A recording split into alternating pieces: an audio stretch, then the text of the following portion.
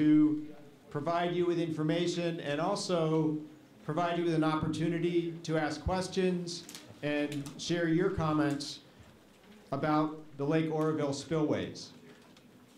My name is Mike Hardy, and I'll be the facilitator this evening.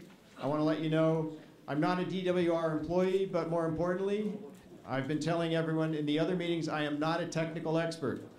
So you could ask me something technical tonight, and I'm not going to be of help to you. But we have a table full of experts, and we have other experts in the room. We've been slowly building the team in response to people's questions in the earlier meetings, and so I know that tonight there will be every effort possible to address the questions that you have. Just a couple of things I want to get to initially. First, exit doors, okay? If we need to get out of here, that's an exit door right there. You can exit out there. Some of you spotted that one too. But I don't want you cutting in front of me. Run fast.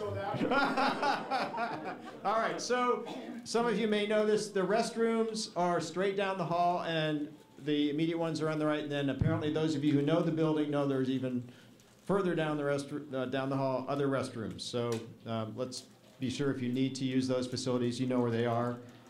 You do have water, and as I said, there's some snacks for you here tonight. I know it doesn't substitute for supper. On your chairs, there were comment cards. I talked about it a little bit earlier. If you would like to speak tonight, fill out a speaker card. It's the small ones, and give it to Sam. Sam, are you in the room? Sam is back in the back of the room. He's waving speaker cards, and we're collecting them. We'll bring them up here, and we're going to use the speaker card system. You can ask your questions, offer your comments at the microphone here once we've finished a very short presentation. If you would like to write a longer comment, please feel free to do so on the longer comment form. The comment forms can be deposited in the clear plastic box in the back, and they also are collected by our team and reviewed by the department. So back there in the corner is where the box is. Okay.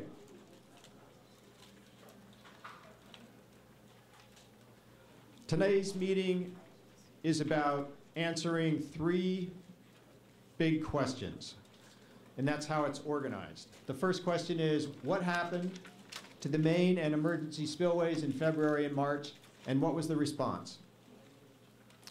The second question is about recovery. What's happening today and in the future to repair the main and emergency spillways? The third question is about the community. What are the likely community impacts from the recovery, and how can they be addressed? So the agenda is really straightforward. We have one modification of the agenda tonight, which is why we're starting a little bit earlier.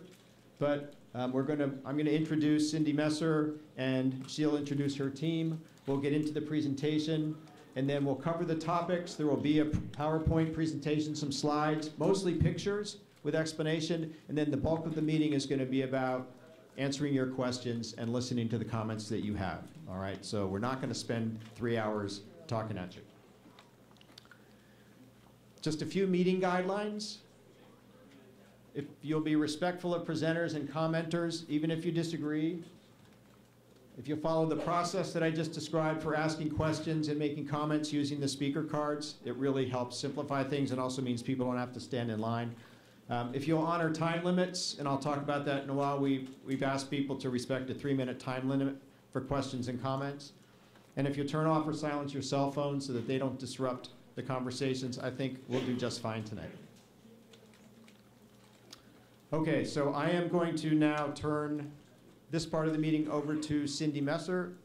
Cindy is the Chief Deputy Director of the Department of Water Resources.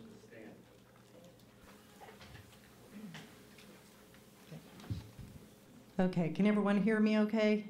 All right, great, thank you. Thanks, Mike. Well, first of all, good evening, and thank you to all of you for coming out this evening. This is a good-sized crowd, and as I've told the other groups that we've spoken to over the last week or so, I have some notes here. I'm going to refer to them. I wrote them. I'm nervous. I get nervous speaking to groups this large, so bear with me. But I just wanted you to know that I'm going to look at these because the points in here I feel very strongly about making tonight. I see some familiar faces in the audience. I see a lot of new faces.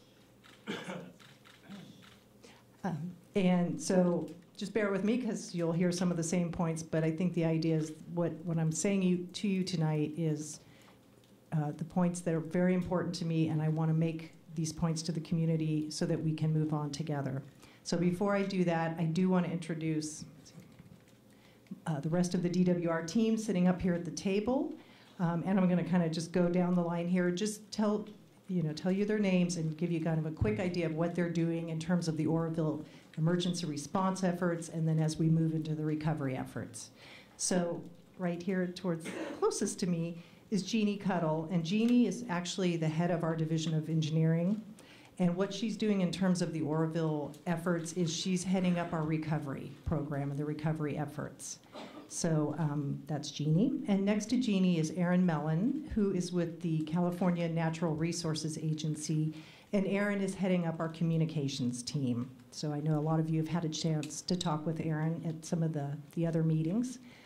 And next to Erin is Jeremy Hill, and he's from our Division of Flood Management. So we've asked Jeremy to come up tonight and sit with us to help answer some of the questions just about flows and some of the issues downstream. So he'll do that for us.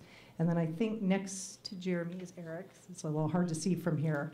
A lot of you know Eric C. He's with our Oroville Field Division. He's our program manager for the licensing branch. And Eric's been really involved in a lot of the environmental issues, recreation, and cultural resource-related issues during this incident, the Oroville Spillways incident. So Eric is here to help us answer those types of questions tonight. Next to Eric is Dave Sarkisian. Hopefully I've said that close to. And Dave is one of our engineers. He's one of our dam safety experts. He's also been working with us on the recovery efforts for the Oroville spillways, and Dave's going to help us answer some of the questions I think we'll get about the dam, and maybe if we want to have a little deeper discussion about some of the technical stuff, he's going to help us with that. And then next to Dave and Behzad, I probably will not say your last name correctly, and my apologies, but Behzad Sultanzadeh is one of our engineers, and he was also one of the incident commanders early on in the emergency response efforts, starting way at the beginning, February 7th, and all the way through March. He's with our Operations and Maintenance Division, and he's also helping to work through the recovery efforts. And then last, but certainly not least at the end, is Kevin Dossie. He's also with our Oroville Field Division. I think a lot of folks know Kevin. He's one of our liaisons and helping with the spillway restoration and recovery efforts as well. So that's the DWR team. And I have a few more introductions to do this evening, but I'm going to just hold off on those for just a second. Okay. And what I'd like to do is introduce and invite Mayor Dahlmeyer to, what's that? Okay. To come on up. She has a special announcement this evening that is separate from our discussion about the spillways, but we thought this would be a good opportunity to have her come up and talk about that. So, turn it over to you. Thank you. Welcome, everybody, this evening. Last night I got a phone call from Erin Mellon, and she had passed on some information to me and asked if I would be, if I would like to make the announcement. And I said I would if I could actually say a few other things. So I too have some notes. We've had a few rough months here with the spillway crisis, and we continue to navigate through unfamiliar waters, no pun intended. The incident, however, has forged relationships that might not have occurred otherwise. Many heartfelt stories have been shared not only by our community, but the surrounding communities.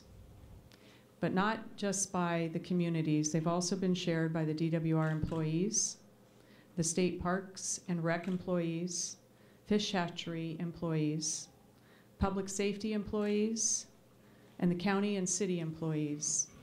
We all have our stories. These employees are our neighbors, our friends, and our colleagues. Just last night, I was asked if I could speak about this topic, and I said I would if I could share these words. A few weeks ago, Aaron Wright with State Parks and Matt Murray with DWR called and asked if I could meet with them and have coffee.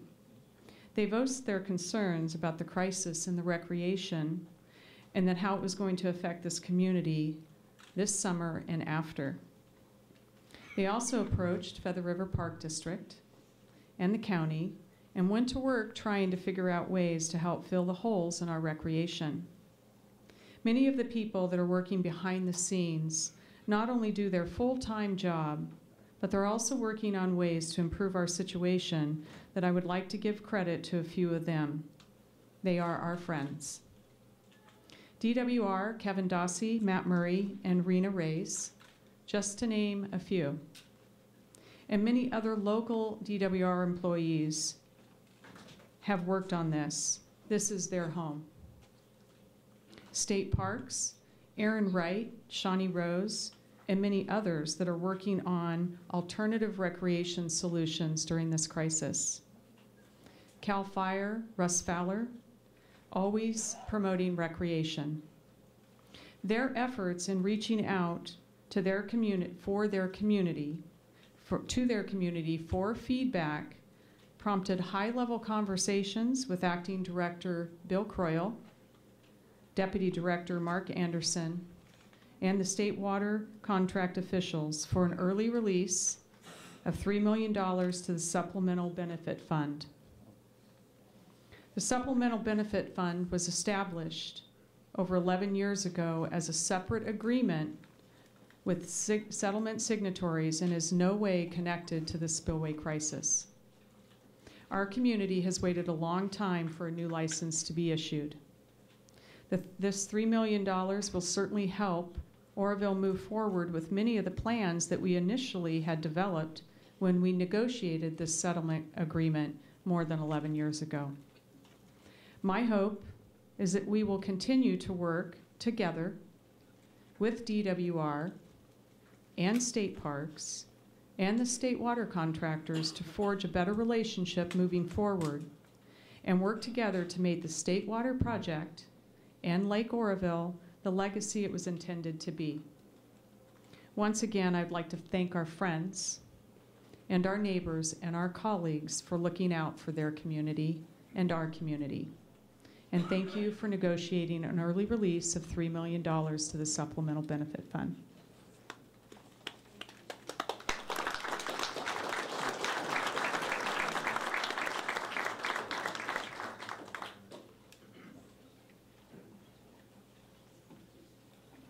So maybe before we move on, I just wanted to offer if there are any folks from Parks and Recreation and City, right, and from the City Council who may want to say a few words to this. We just thought we'd open it up, and we can certainly run a mic to you. So, okay, not seeing any. So, all right, you want to? So we did want to give you a chance to ask any questions about this announcement, because it is separate from our presentation this evening. So this would be your opportunity if you had questions about the Supplemental Benefit Fund and what the mayor was referring to ask those questions. And I think we've got people here to address those questions if you have any.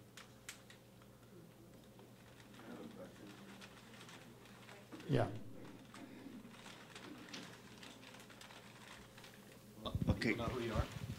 My name is Thomas Sorensen, and my question is this. What is that $3 million from the supplemental fund going to be used for? And when is it going to start being used?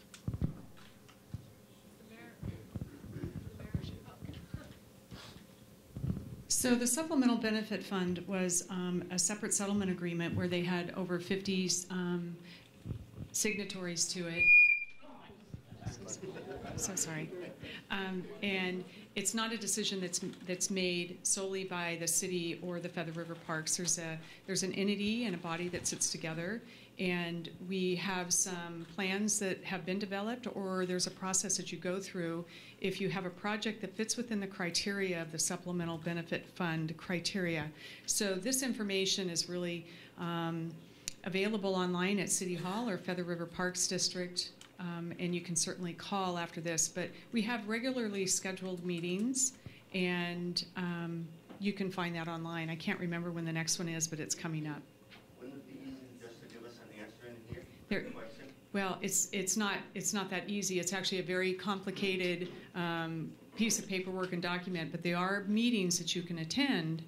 And once this, we just signed this 10 minutes ago. So the fact that we actually haven't had any money, we don't really have something in place to actually announce that we're spending it on at this time. So this information will be available for the next city council meeting? I believe it will. Thank you. Any other questions? Yes, let me, okay.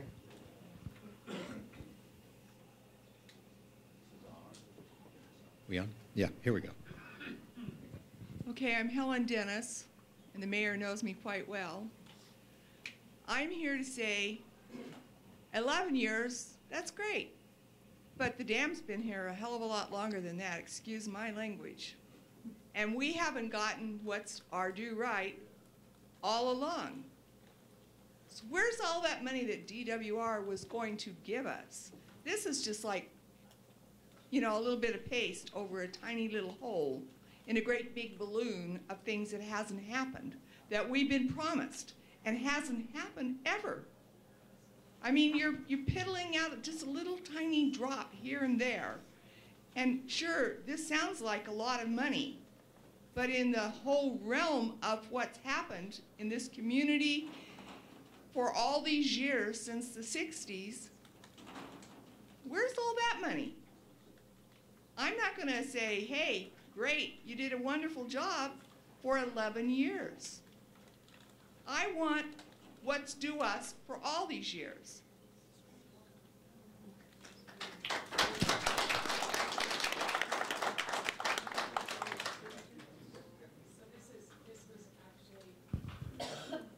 The pre-release of the $8 million prior to the signing, and it's not connected to the spillway crisis at all. So maybe somebody else can address that.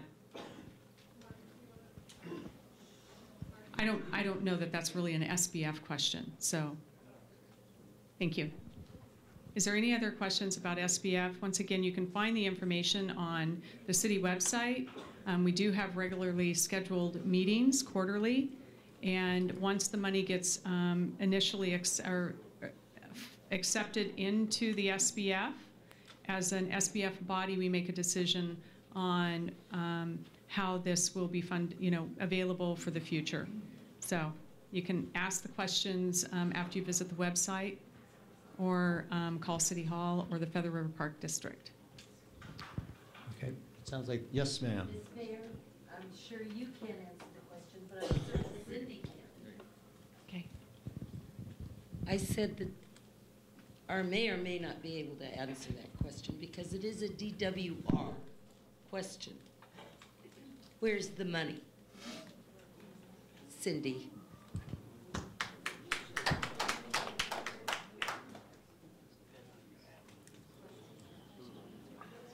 Okay, let me stand up. So I probably can't answer all the details of that question, but like you, we are waiting for the license.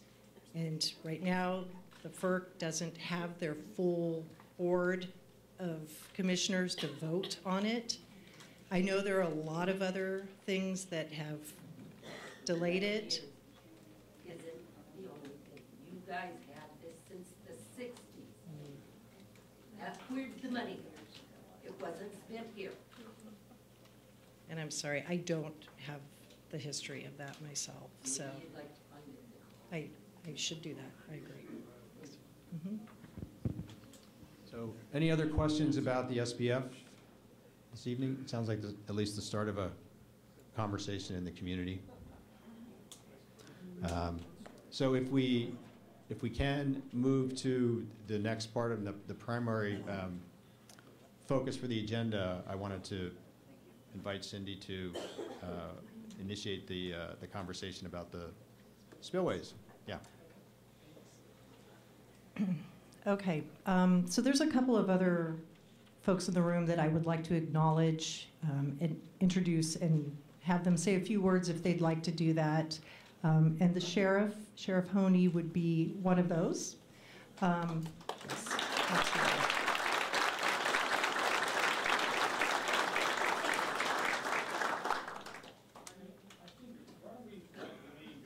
Okay.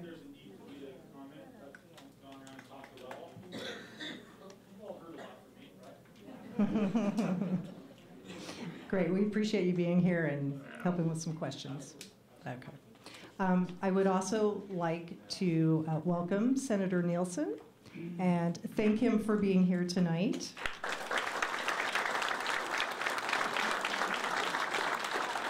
And I will note he has been with us at every one of these community meetings, and we appreciate that.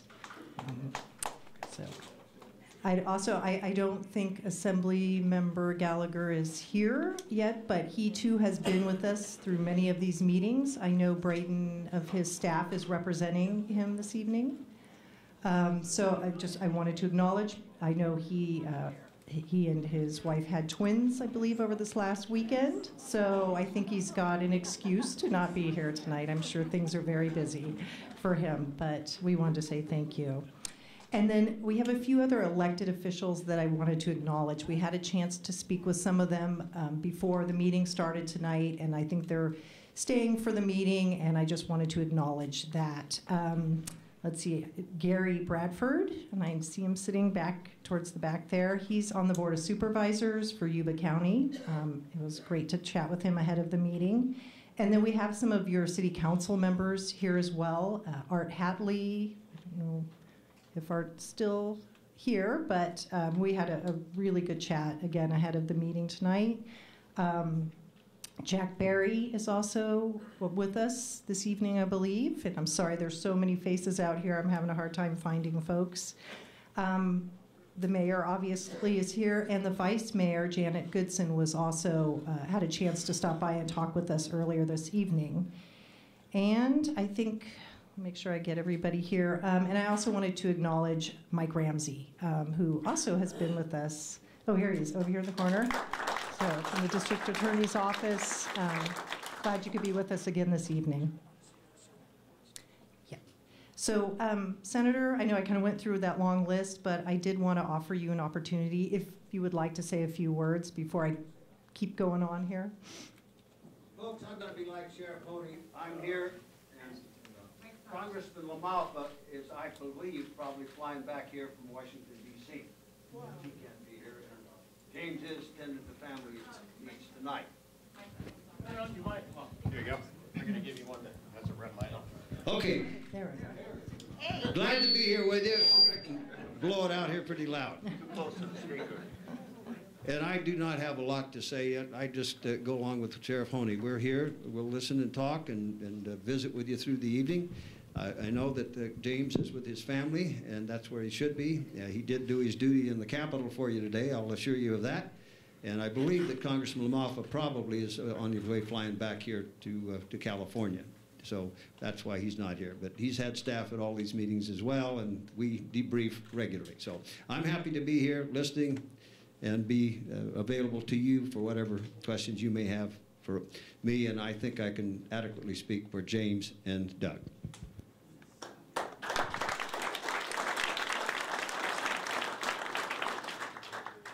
Thank you, Senator. Okay, so I did want to say a few remarks before we kind of get more into sort of the informational piece of this evening. And so the first thing I'd like to start off with is an apology. On behalf of the Department of Water Resources, we want to say that we are sorry for the disruption in your lives that this incident has caused. I know in talking to folks after these meetings and hearing the stories, there's been several months of fear and frustration and uncertainty. And we recognize that. As I said on Tuesday night, I cannot and will never be able to put myself fully in your shoes as people who had to go through that evacuation process. You know, folks like me watched and worried about what was going on. We have coworkers, as the mayor said, colleagues, friends up here in these communities that were affected. So we watched as they were very stressed, having to undergo the evacuation process, or worried about their loved ones and what was going to happen. So it's been, for all of us, and I don't say this lightly because, again, I'm not in your shoes, but it has been a very long 3 months now, from February 7th, when we first noticed the issue, through the emergency response process. And now we have before us this recovery phase, this process of getting the spillways repaired and being fully functional and meeting what for the department is our #1 goal of public safety. And we'll say that several times tonight, but we mean it. This is what we are striving for, is to get the spillways back to a place where they can weather this next winter. And we'll talk about the schedule and how that's going to happen. It's not going to be a complete repair by November 1st, but both spillways will be, well, I should take that back, I'm sorry. The gated spillway will be repaired by November 1st. The emergency spillway will have repairs done that gets it to a place where it is stable and safe for the next winter. And then we will continue to repair that emergency spillway through the winter as the weather allows and beyond, and we'll talk more about that. We are here tonight to listen to all of you, and I know I'm doing some talking, and we're going to provide a little bit of information, and I'll explain why we want to do that. But our #1 purpose for doing these meetings is to hear your questions and be able to address those, to hear your concerns and be able to talk about those, and most definitely to get any ideas or suggestions that you all may have as we move forward together to make things better. So that is our goal for this evening. We do want to provide some information, and we're going to do that as part of this presentation that we've already started. And I want to say, I know I'm going to be asking your indulgence for this because few of you, like us, have been doing these meetings. They're long meetings. It's warm in here. But what we found is through the presentation, we can answer a lot of the questions we're getting, sort of our frequently asked questions right now. So we can talk about things like, what's the green spot on the dam? What are the groups or the teams you all have been hearing about? This board of consultants, the forensics team. We can talk about who they are and what they're doing. We can talk about the inspections and the maintenance schedule and the information for the spillways. I know that we get that question a lot. We can talk about cost. You know, what is it going to cost to repair the spillways as we know it today? And then again, we'll talk about what this repair process is going to look like. And we have some other points, but those are some of the things that I think as we go through the presentation may take care of some of your questions, may generate new ones, but that's okay. We're here to listen. We will go through every single speaker card. We have done that. Sometimes people leave, and then we're not able to get the answers to them then. But one of the things that I have been saying, and I'm going to say again, is that DWR and Director Croyle was not able to be here tonight, but he's going to back me up on this. We are absolutely committed to making sure we keep the information going out and to you. And what we can't answer tonight, we will follow up with you. We are starting to do that from these meetings. We're starting to make sure that, you know, we are getting information out, following up with individuals, or as we do these meetings, coming back with some new and different information to help address questions. So that's why we're going to do the presentation. We'll go through it quickly, and then we'll get into the Q&A after that. Just a couple more points. So we are absolutely committed, as I mentioned earlier, to repairing the spillways by November 1st of this year. I know that date's been out there. Our goal is to get those spillways to a state where they can withstand whatever weather comes our way next winter. It's the first phase of the construction, and as I mentioned, there'll be more that happens after that, but the goal is to get those spillways to a point where they are safe. I do want to reiterate that, and because we've got this question as well, that the dam itself has never been the issue. The dam is safe. I just want to put that out there. I know I'll probably get some questions about that, but all of this incident has to do with the spillways. So just for clarity's sake, I wanted to state that. We are committed to working with this community and all of the surrounding communities, and our hope is through these types of meetings and other interactions that we can start to rebuild a little bit of trust. And I know, I'm looking to you, ma'am, because I know and we've got a ways to go, and it's on us. It's on us to make the repairs, and it's on us to communicate and bring information to the community, and I recognize that. We also want to be very aware of and proactive in regards to other impacts in the community, and we talked a little bit about this on Tuesday night and got some questions about it, but we want to be as aware as we can of any local infrastructure impacts, so the roads, traffic patterns, but also the economic impacts that may be resulting from the construction activities that have sort of started but are really going to go gangbusters once the summer hits.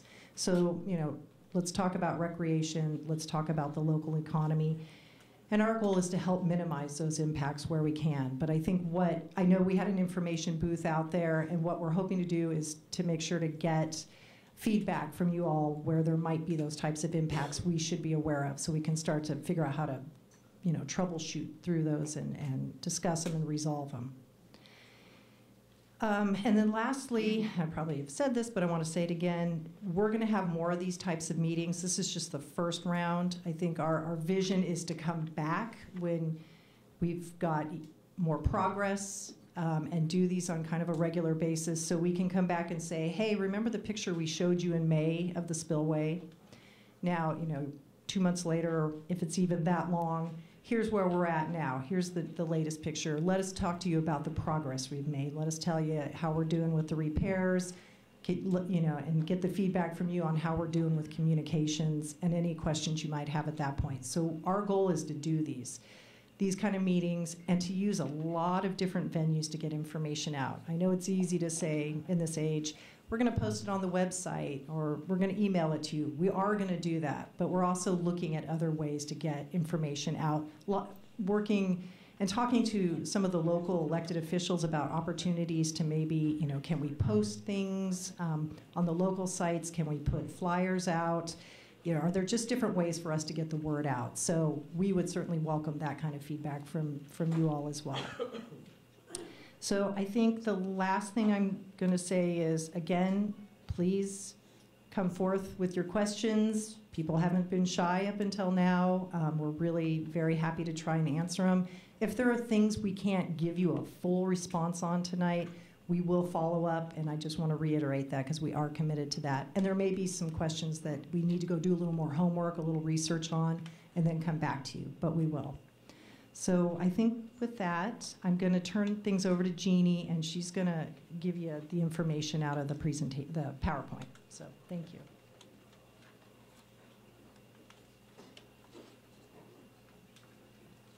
Thank you, Cindy. Good evening, everyone. My name is Jeannie Cuddle, and I'm with Department of Water Resources. And as Cindy mentioned, my day job is the chief engineer of the department, and that oversees the design and construction activities statewide. Since February 7th, I've been working on Oroville, as you can probably imagine. I was one of the first people up here on the 7th when we first learned of the problems with the spillway chute, as well as a number of other colleagues here. And I'm going to go through and kind of walk you through some of the response activities so you can understand what happened in that February and March timeframe, at least from our perspective. I'm sure all of you experienced a lot of this as well, right along with us, watching it on the news and things like that. So I'm also going to address some of the concerns that we have heard over and over related to questions about the integrity of the dam, our inspections, and some of the other related issues of how operations are going to move forward.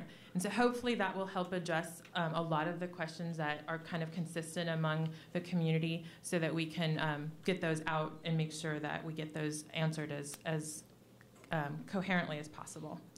So, oops. So what happened back in February? So let me start off with something you're probably all very familiar with, and that's just the overall facility. So you'll understand as we're talking about different features what we're referring to. Obviously, Oroville Dam, and as we've mentioned before, the dam is safe. I'll take this opportunity to talk a little bit about those green spots that have been mentioned. There were some posters out in the lobby as you came in. Hopefully you had a chance to look at those.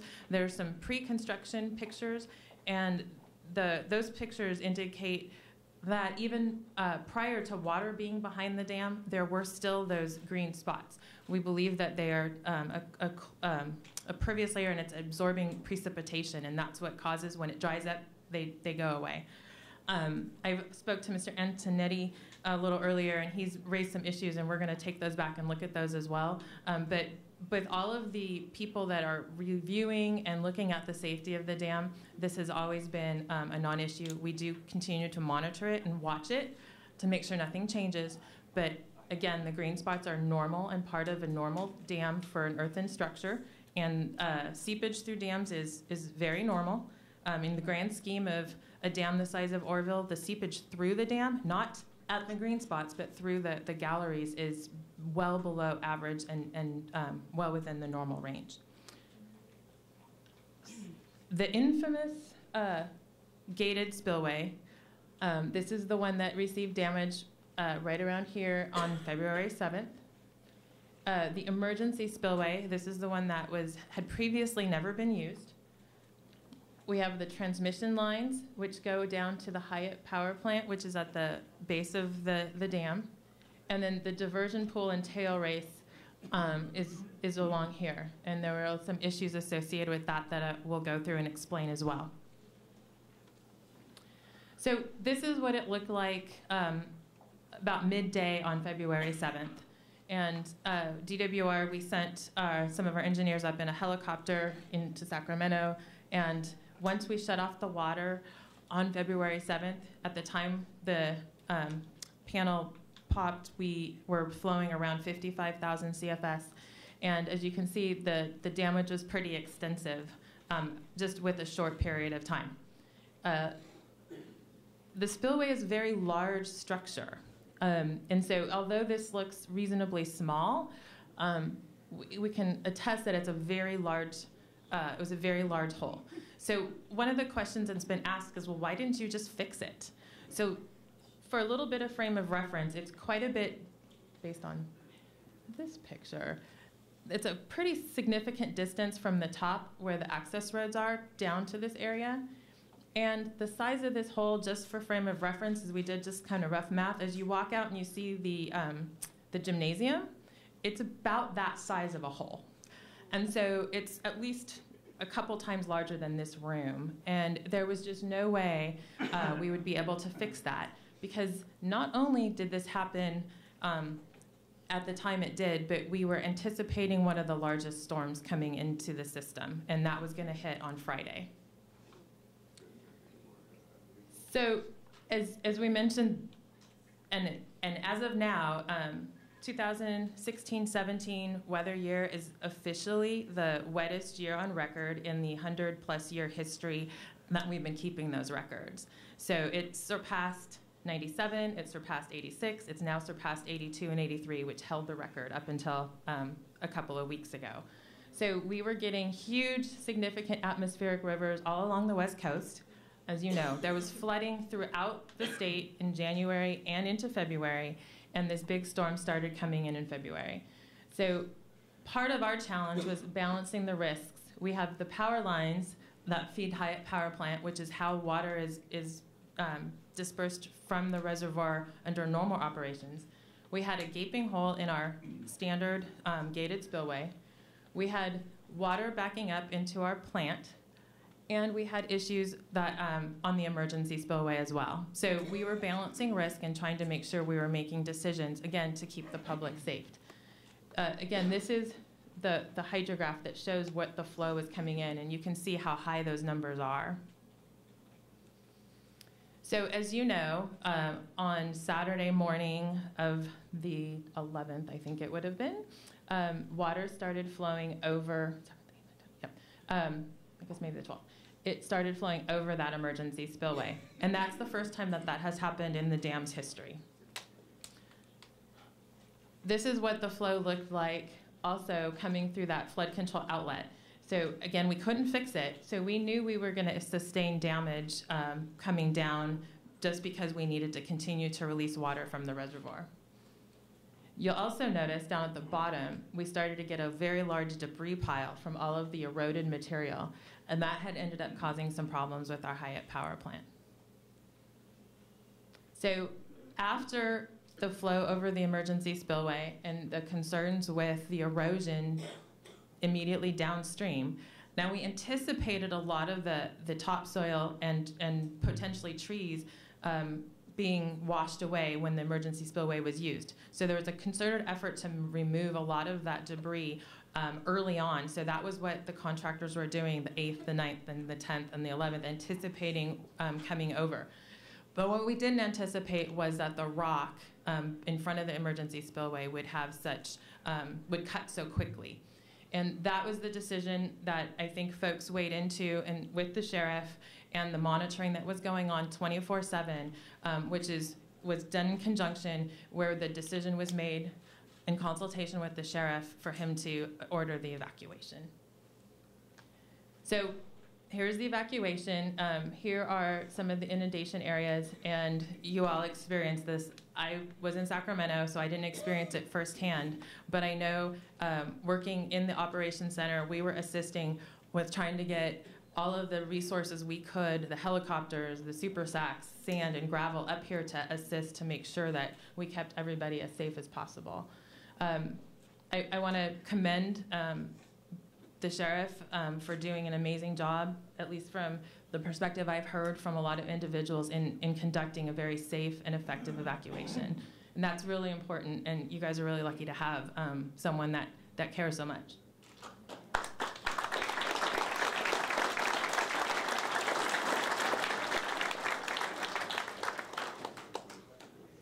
So I mentioned the power plant, so I want to give a little bit more detail about the activities in the power plant. Because of the large debris pile, it was causing essentially backup of the water back into the plant. So the plant was flooding kind of from the bottom up. So we had engineers design stop logs and preventive measures to try to make sure we didn't damage any of the units or the actual pump systems. And they were very successful in doing that. And that was a very arduous task. It was very hard and challenging to do that, but it was important to make sure they saved the plant because that's, again, the way we get water out when the water is below the spillway. So this illustrates just kind of in a pictorial, and I think for anyone who has more interest in this, there were some posters out in the lobby, so you can look at it in more detail. But essentially, the outflows are here, the inflows are here. Now, originally on that anticipated February weekend, the models that we were running were showing only about 150-ish thousand of inflow coming into the lake. And what happened, as models are models, that storm system pretty much parked over the basin, and it added a significant more amount of rainfall that was anticipated. So the inflows that were originally anticipated at about 150,000 cubic feet per second came in at almost 190,000 cubic feet per second. And that then made the peak of the elevation of the reservoir come up much faster than we had anticipated. Again, it's a model. We were running the models, I believe, at least every 6 hours, just making sure we were addressing the most current hydrology throughout this whole entire time period. We're still doing that today. So that's the story of what happened. So let me address a couple other issues at this juncture before I get on and talk to you a little bit about the work that I've been doing on recovery. So we talked about the green spots. There's been some question about, didn't you know, don't you inspect this? Yes, the dam and the spillway are inspected actually quite frequently. And they're inspected not only by the Oroville Field Division staff who are on site with eyes watching it every day, by also our headquarters or Division of Operations and Maintenance Dam Safety Branch staff, as well as 2 regulating agencies, the Division of Safety of Dams, which is a state entity, and the Federal Energy Regulatory Commission. So to give you kind of a perspective of how often the spillways are inspected, in 2016, they were inspected by the Federal Energy Regulatory Commission, and in August of 2016, it was inspected by Division of Safety of Dams. In addition to those annual, and those 2 entities do an annual annual inspection, excuse me. And then also, every 5 years per the water code, we have an independent board that comes on and does a separate inspection as part of the FERC requirements. And so that had been happening every 5 years as well, and that's a very comprehensive inspection as well. So inspections are absolutely happening. So I'm going to go now and talk a little bit about the recovery effort. So what's happening today and what's the future look like for these 2 spillways? So we started out with some really just basic objectives, and that's public safety and integrity of the dam, and making sure that we have the ability to pass what we would anticipate flood control for the 2017-2018 water year, which essentially starts November 1st. So what we'll be doing is we're going to be doing modifications to the upper chute, and it'll be able to pass about 270,000 CFS. Now, just for frame of reference, the most the spillway has ever seen is about 160, and I think that was in 1997. So this is much higher than we would ever anticipate wanting to release because of the capacity of the channels downstream. But if there wasn't an event and we needed to, we would have that capacity. So I just want to make that really clear. The bottom chute, we're going to get up to about 100,000. What happens if it's more than 100,000 on the top? We would still likely use some portion of this channel. Our preference would be not to do that, but we're going to try to get as much done on this contract as we possibly can. And then we'll be doing some remediation also on the emergency spillway, which I have some graphics to show. Again, the upper 1,600 feet, the 600 feet will be replaced, and then, and there'll be modifications and armoring on the upper chute as well. This is a graphic, and we'll be filling these 2 holes with what is called roller compacted concrete. It's similar to standard concrete, except it doesn't have reinforcing steel. It's a much quicker and stronger placement method. Currently, a lot of dams across the world are actually constructed completely out of roller compacted concrete, and their spillways are as well. With the emergency spillway, the main item that we'll be doing this year is this downstream cutoff wall. So we mentioned the erosion, so the ground would erode back, but this will be founded in rock, and so then it won't undermine the existing structure. This brown part is what's existing, and then in the future we will add an RCC buttress and an RCC splash pad, but this downstream cutoff wall will be done by this flood season. This is the schedule. As you're probably aware, we have awarded and issued a notice to begin work for Kiewit Construction West to do this work. It includes all components. They are very experienced in this. They recently finished the Folsom Spillway in Sacramento, so they are comfortable with structural concrete, RCC concrete, and they've done this exact kind of work before. They are currently mobilizing to the site, and will be actively working and will have, their goal is to have everything done per the contractual requirements. So I'm going to take this stop to talk a little bit about some of the other oversight we have as part of the recovery. So there's been some questions about how do we know you're doing this right, who's going to check it, all that kind of stuff. So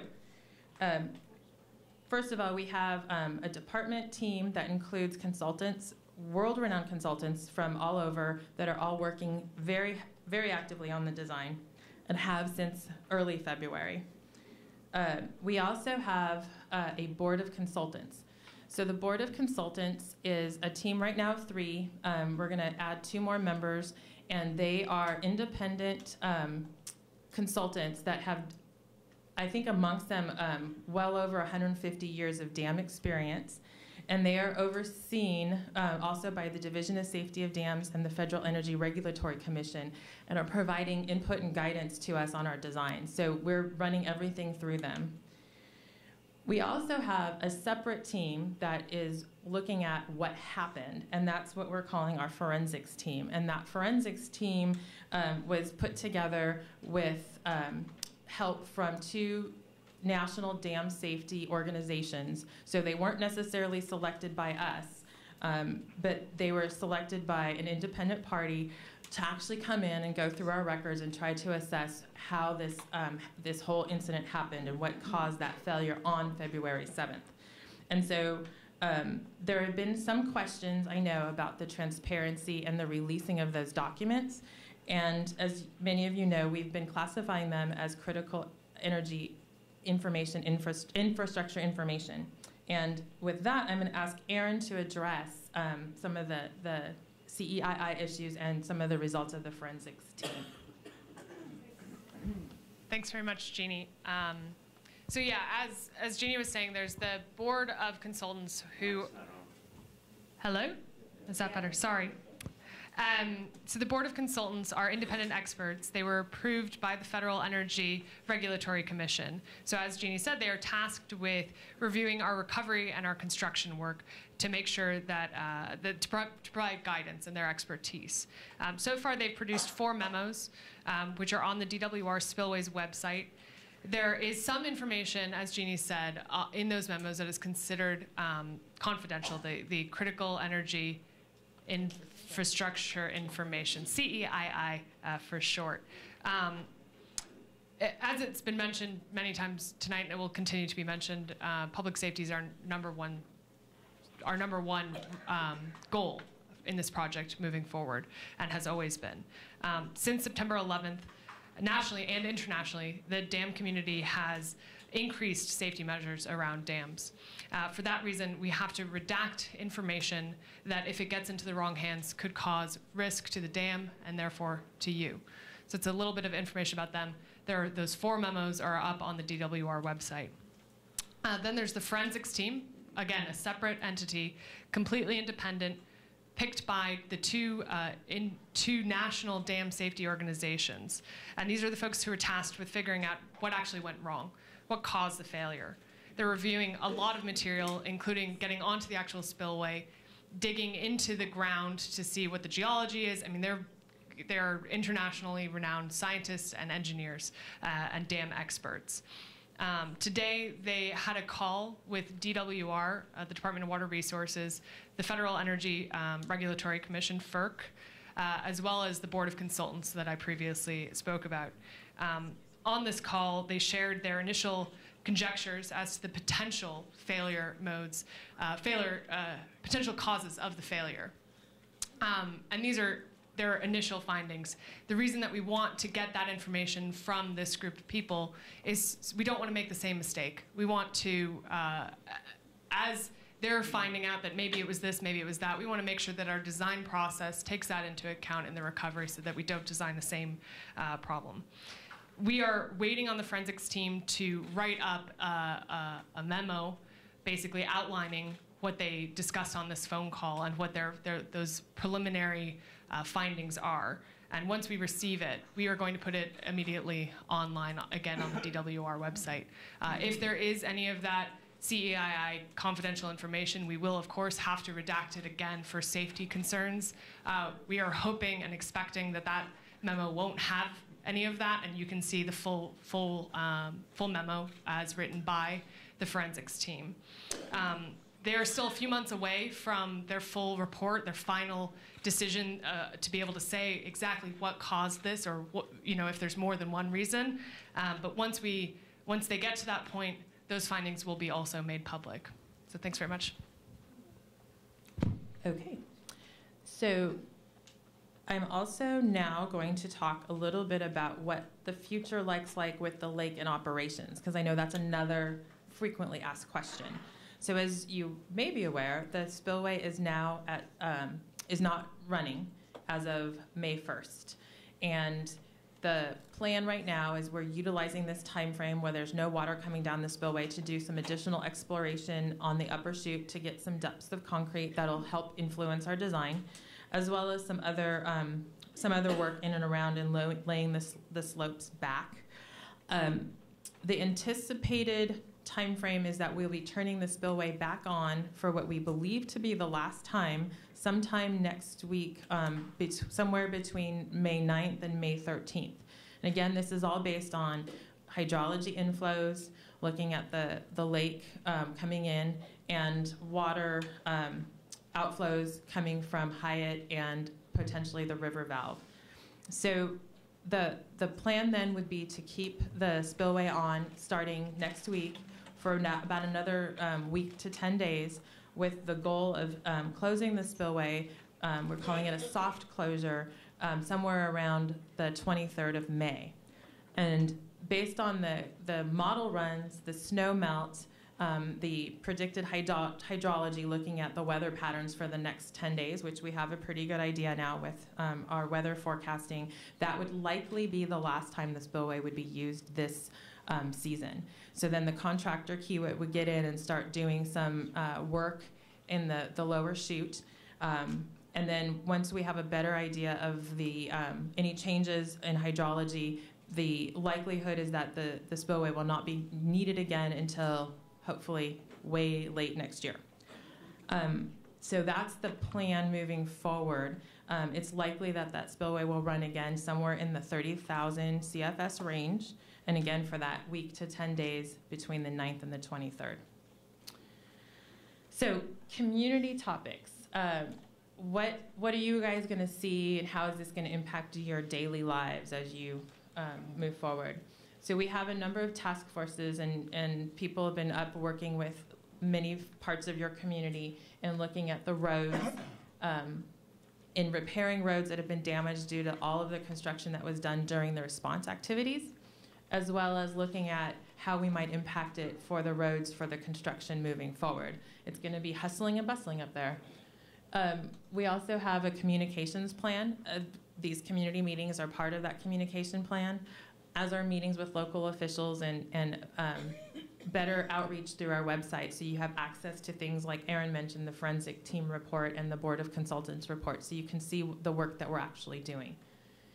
The road repairs, and we also had made some repairs to Cherokee Road a couple weeks ago in anticipation of the wildflower century. The recreation and local economy, well, there's the wildflower. Just to be clear, and Parks and Rec is here too, the lake is open. You can camp, you can boat, you can launch. The area that is closed is the spillway boat ramp, and it will remain closed over this entire season, because that's where the contractor will be doing a lot of their staging. There'll be so much activity out there, it's not actually safe to have people interact right there. It's going to be pretty busy. They're going to be working pretty much 24 hours a day. So outreach, okay. So I'm going to address, let me think. One other thing. One of the community requests has been some type of viewing area, and we are working on that. We want to make sure it's cited and there's safety and security concerns about that. But we have teams that are working to try to get that in place. And I also just want to make one other shout out. For those of folks who have been very supportive, I was told that we had the Church of the Jesus Christ of Latter-day Saints from the Gridley Stake Relief Society drop by bags of 6,000 cookies to our headquarters earlier today to say thank you. So thanks, that's really nice, really appreciate it. So with that, I'm gonna turn it over to Mike and we'll be able to address any questions that you have.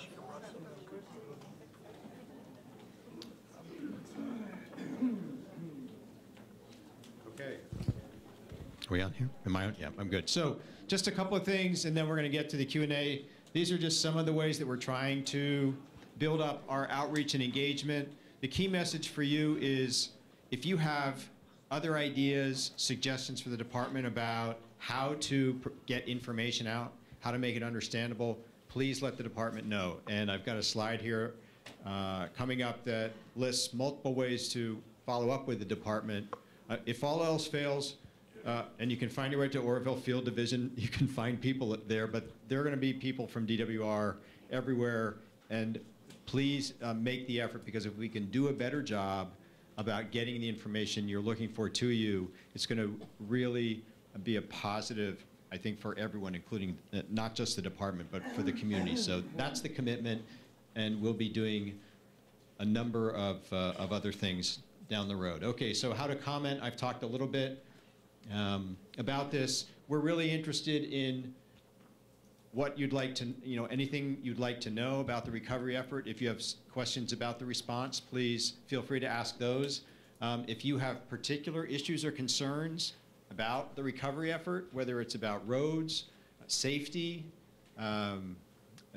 business, you just have questions about how the spillways are going to be repaired, just ask the question tonight. And if we don't have the answer, we will get back to you with information. That's the commitment Cindy and the director have made, and that's how we're proceeding tonight.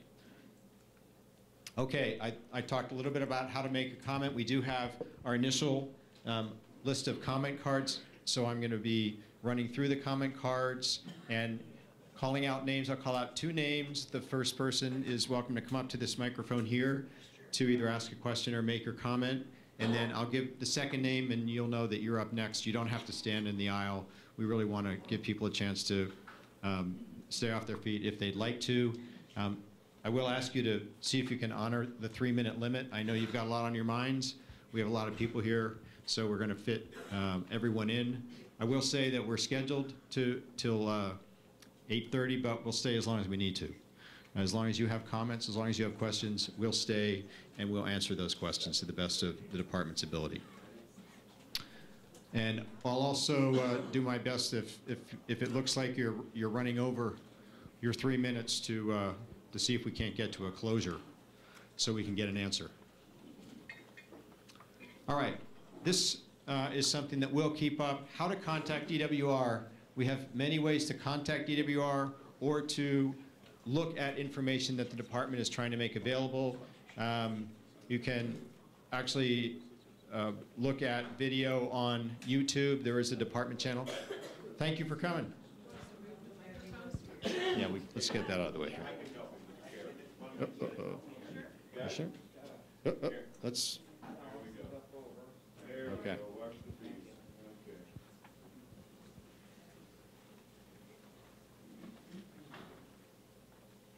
You need some help back there getting around the corner?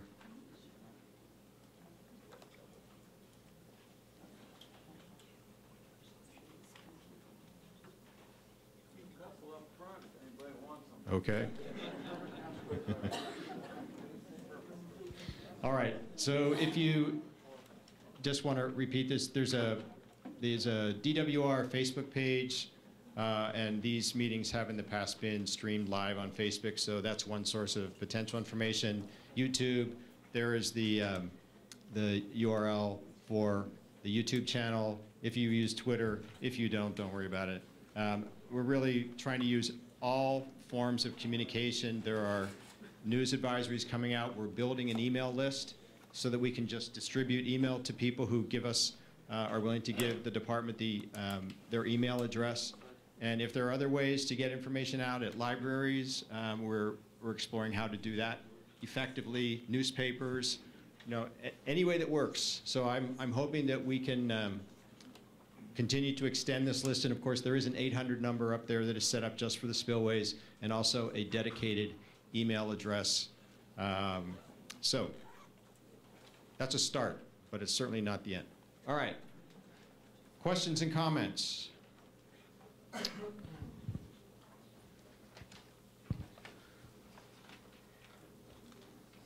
Some of you are veterans of these meetings, and some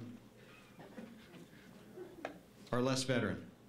All right, so the first card is Reggie Elizabeth Graywolf. And you know how to make this microphone work for you here. I can actually lower it. Thank you, Mike. Good evening. My name is Reggie Elizabeth Graywolf. I represent Empower Disabled American Women and Children, Northern California, American Disability Association. I'm also here tonight as a music minister at St. Thomas. A lot of the ministers are here in town. This is an evacuation center, and we thank the Church of Nazarene for being here and letting us have this meeting. I did talk with Lieutenant Eric Berry and Sheriff. We talked about horns. Where I come from, in small towns as well as big towns, we have emergency evacuation horns. Cindy, this is a horn, and I'm not going to blow it. You're blowing your own horn, okay? However, it's a good idea to have a horn. My friends have my first piece of property over by Palermo. Kathy and Richard have 16 biological and foster-adopt children. There was no warning out by Palermo. There wasn't enough warning here in Oroville. Mayor, will you please make sure we get horns? Okay, and I commend Sheriff Horn.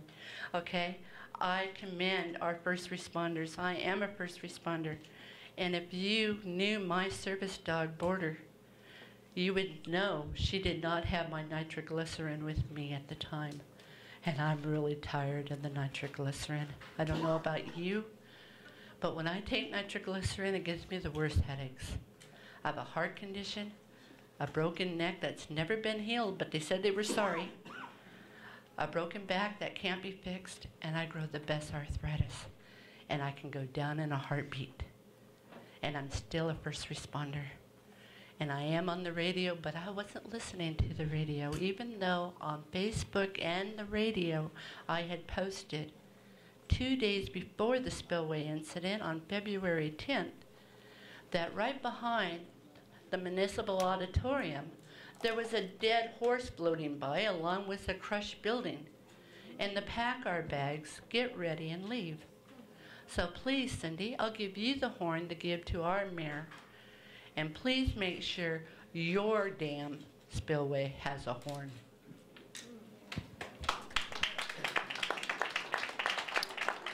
Thank you, Reggie. So up next is Don Blake, and then after Don is Joe Robinson. My name's Don Blake. I'm from Oroville. A couple of just quick points. You're keeping portions of the reports being prepared secret. I would just remind you it was not an Islamic terrorist who caused this problem. It was the malfeasance of the Department of Water Resources that caused this problem, and keeping this information away from us is BS. Second point, you're designing the upper spillway for 270,000 cubic feet a second. You have to know that if you ever spilled 270 cubic feet a second down any spillway in the, above Oroville, you're going to destroy Oroville, Gridley, and Marysville and Yuba City. Now that's ridiculous. You know, we keep hearing from you folks that you want to regain our trust and you're really sorry, and yet you keep lying to us. Last Tuesday you said, Cindy, that the spillway was going to be repaired by November 1st. It's not. you acknowledge that the lower portion of the spillway still won't be repaired by November 1st. Now, we've got issues here, and we cannot rely on you people in what you say. We have problems we're going to have to fix ourselves, and we need to draw upon every political and legal tool we can find to fix what's wrong here. One first issue is we have a safety issue. We need to have the lake drawn down by the end of September to a safe level, say 700 feet. Then we need to force DWR to keep the lake level down below 800 feet until the spillway is totally fixed. Keep the lake level down. That was the problem in February, is you screwed up lake level management. We have economic issues. Working people lost wages. Business owners lost income. Farmers are still losing acres of their farms. Fishermen are swamped by silt. You know, maybe we can get county council here in Butte County to file a class action suit and set up a recovery fund, similar to what was set up in the BP oil spill in the Gulf, where people don't need to hire lawyers, they don't need to go to court, they submit a claim, if the claim's approved, they get paid. We've got environmental issues. Our salmon no longer have spawning gravel in the low flow section of the river. The river banks itself are destroyed. You know, this river's a mess. No business or individual could possibly get away with dumping millions of tons of dirt and rock into our river. Crimes have been committed here, people. Someone needs to be held accountable for this disaster, and in my view, someone needs to go to jail. You're going to look good in orange, Cindy. DWR is not going to help us resolve these issues. As these meetings have demonstrated, DWR keeps us so intertwined with process that the issues are never resolved. That's the bureaucratic way. It's the way DWR has dealt with us since 1997. We need to fight. We need to look to our local elected officials for leadership, and we need to take what is rightfully ours from DWR.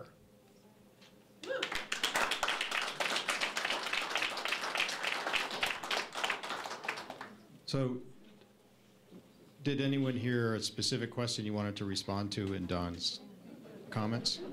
No, I'm serious. I don't want to ignore a question if you heard one. I guess I would, your point's well taken that the cause was obviously not a terrorist attack. That being said, the guidelines that lead us to redact this information, the CEII, is from the Department of Homeland Security. So I understand, obviously, the emergency that occurred here was not related to that, but it is something that we still need to be very aware of. Okay, Joe Robinson, you're up now, and then I've got Dennis for next. Joe?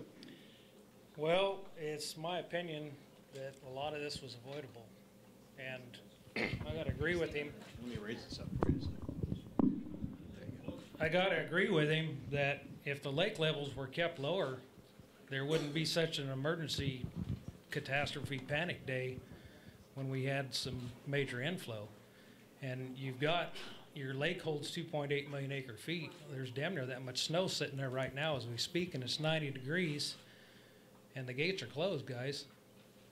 So as far as, you know, running that much water down the river, every time you close that and open it, it's an environmental nightmare. Fish and Game won't let anybody dredge the channels like they did back up till the 50s, to where the big boats could even run up there, and it's a mess. So, I mean, you guys have been browbeat to death, and I'm sorry for that.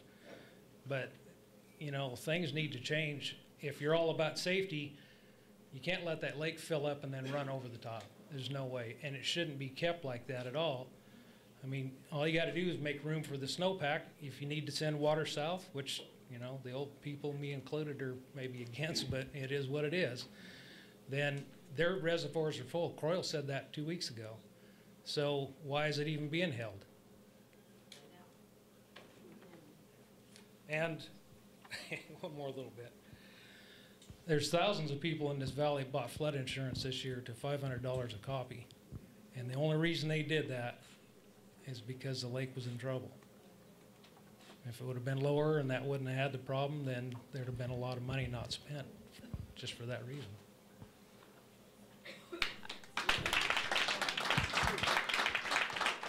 I think there's a couple people on the panel who can talk to you about, I lost you, lake levels. But I would say we're absolutely monitoring snowpack and weather, and we are keeping lake levels at a safe level. And that's why we are planning the spill one more time using the main spillway, gated flood spillway.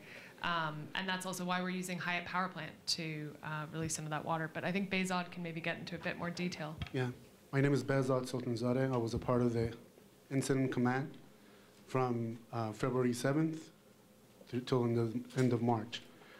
Like as it was included in the presentation, we're going to be operating the spillway potentially one more time, and the dates were given to you.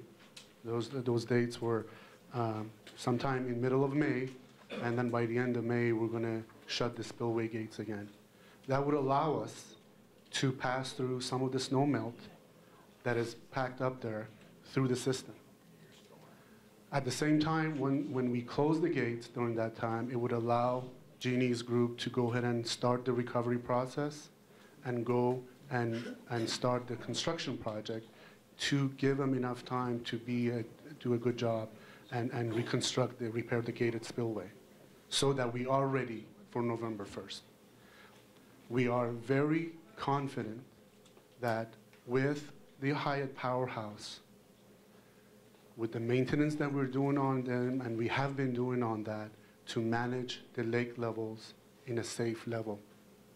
We're very confident in that fact. After the last spill is done, we are going to have 13,000 CFS capacity from the turbines, and an additional contingency from the river valve outlets, and with that, it's going to be more than enough to manage this spillway, manage the reservoir levels throughout the season during the summertime and in the fall time period. In fact, we're planning to go utilizing the Hyatt Powerhouse to take the lake levels even below 100 feet lower than when we end up at about 830 feet.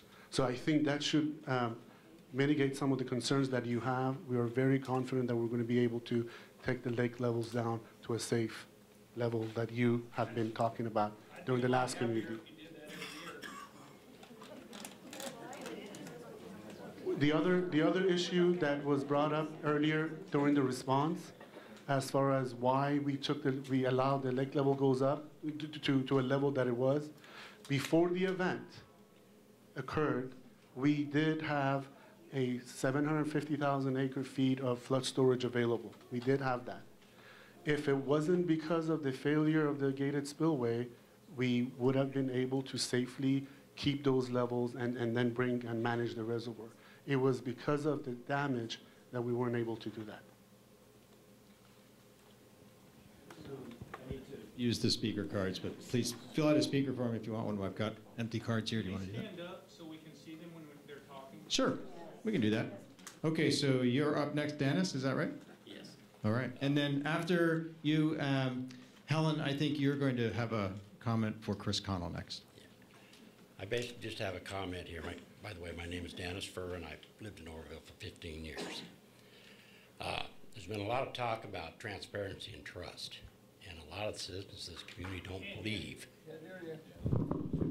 I say there's been a lot of talk about transparency and trust, and a lot of citizens of this community don't believe that there has been transparency in the past. So how can we trust that there will be going forward? The past is gone. We can't change what has already happened, but moving forward, we can see that it doesn't happen again. In order to assure transparency and trust, I feel that the community needs to play a greater role in the spillway repairs. I don't know if it's a possibility to maybe have a citizens oversight committee or something that we, the citizens of this, can get in and see what's really happening. It appears to most of us here that it hasn't happened in the 60s when they built it. There was things were not done that should have been done properly. And now that's the perception we all have. So in order to avoid that, I think we need to have more citizen involvement. And that's it. Thank you, Dennis. I appreciate your comment, and I take it to heart. I think it's, we've had a communication problem, and I apologize for that. I'm new to the team, and I think that shows DWR's commitment to building out a very robust communication plan as we move forward. And I apologize that we have not succeeded at that in the first couple months of this, but we are committed, and I can promise you personally, myself, as well as a huge team of folks at DWR who want to fix that communication problem that we've had over the last couple months. So that's the best I can do. Okay, you have you're up, here's a microphone for you. I'm Helen Dennis, speaking for Chris Connell.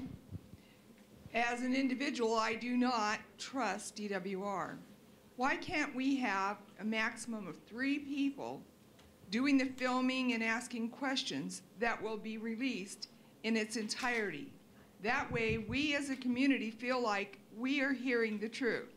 I will listen to DWR, but will not trust them, especially since DWR says they have hours of film, but need to edit it at first.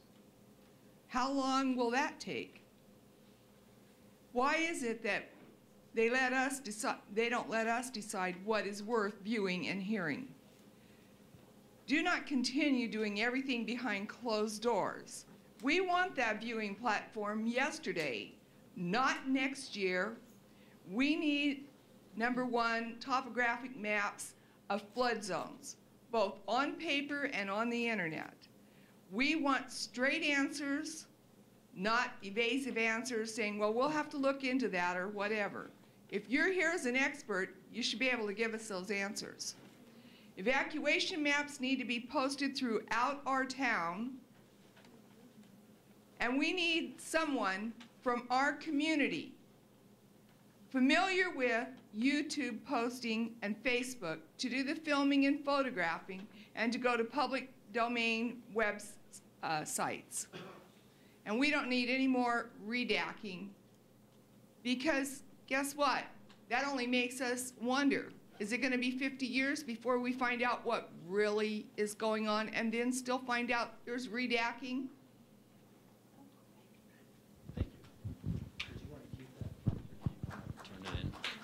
What do you think Chris wants? Thanks very much for your comment. Thank you. As far as the viewing platform, I think as Jeannie mentioned in her opening remarks, we are exploring 2 different places to put that. It's a safety concern that we need to work through those issues.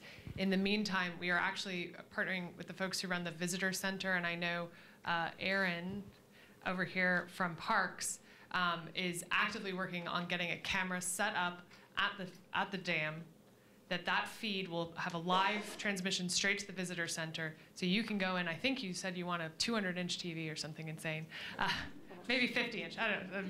I'm not an engineer, it turns out. So we're going to have that TV with a live stream from footage in the visitor center, and I think we're trying to get that set up as soon as the end of next week. So appreciate your comment on that. And I'm happy. Sorry. And it will be online. There will be a link to view that online. Thank you, Aaron. And it's only a single view. It's not a view of the whole entirety. I appreciate that, and I think the reason we came up with the solution was because of feedback like that from our community meetings. So I hear you, and I think Aaron and I think they're probably talking about it right now, are talking about how to get a couple of other views. I hear you, and I understand that concern. And done by a person. I'm Chris Connell. We want it done by a person, not some stationary camera. Unfortunately, of course, because of the safety conditions and construction work up at the dam and where you would need to be to get those angles, it's going to have to be a still camera. As far as the DWR YouTube channel, There is a Spillway channel where they post all of their footage. So we can get that link to you as well. Inundation maps are actually public, and I can get those directly to you. We've already made those public. I think that happened back in February. I think the evacuation maps is actually an issue of the sheriff, and I believe he has made those public, and they're actually out in the lobby on a big poster board the size of this ceiling. So I would encourage you to check that out. And is that? That's true, and do you want to available. I'm sorry. I want this one. Thank you, though. It's all right. I'm sure your microphone is nice, but I'd like this one. So those evacuation maps, you and I talked about those. So those are available on the sheriff's website, Butte County Sheriff's. You can go to Google Butte County Sheriff, or you can go to www.buttecounty.com/OEM. That's OEM, which stands for Office of Emergency Management. And it's actually a very good website. It's interactive. You can plug your address, type your address into the search box right there, and it will take you right to your evacuation map. It'll show you the suggested evacuation routes. It will show you evacuation centers that have been set up for your particular zone. We broke the county down in zones, and we held a number of community meetings just specifically on the evacuation plans, and I think a number of you probably went there. You can also see where there are public assembly points, which are points that you can go to if you don't have transportation out of the area, and then we will send buses in and get people out. One of the other important aspects of this is I don't ever want to have to issue an evacuation order like I had to on February 12th. Certainly not with the amount of death. I'll take that. That's right. That's right. I see Pat in the back shaking his head.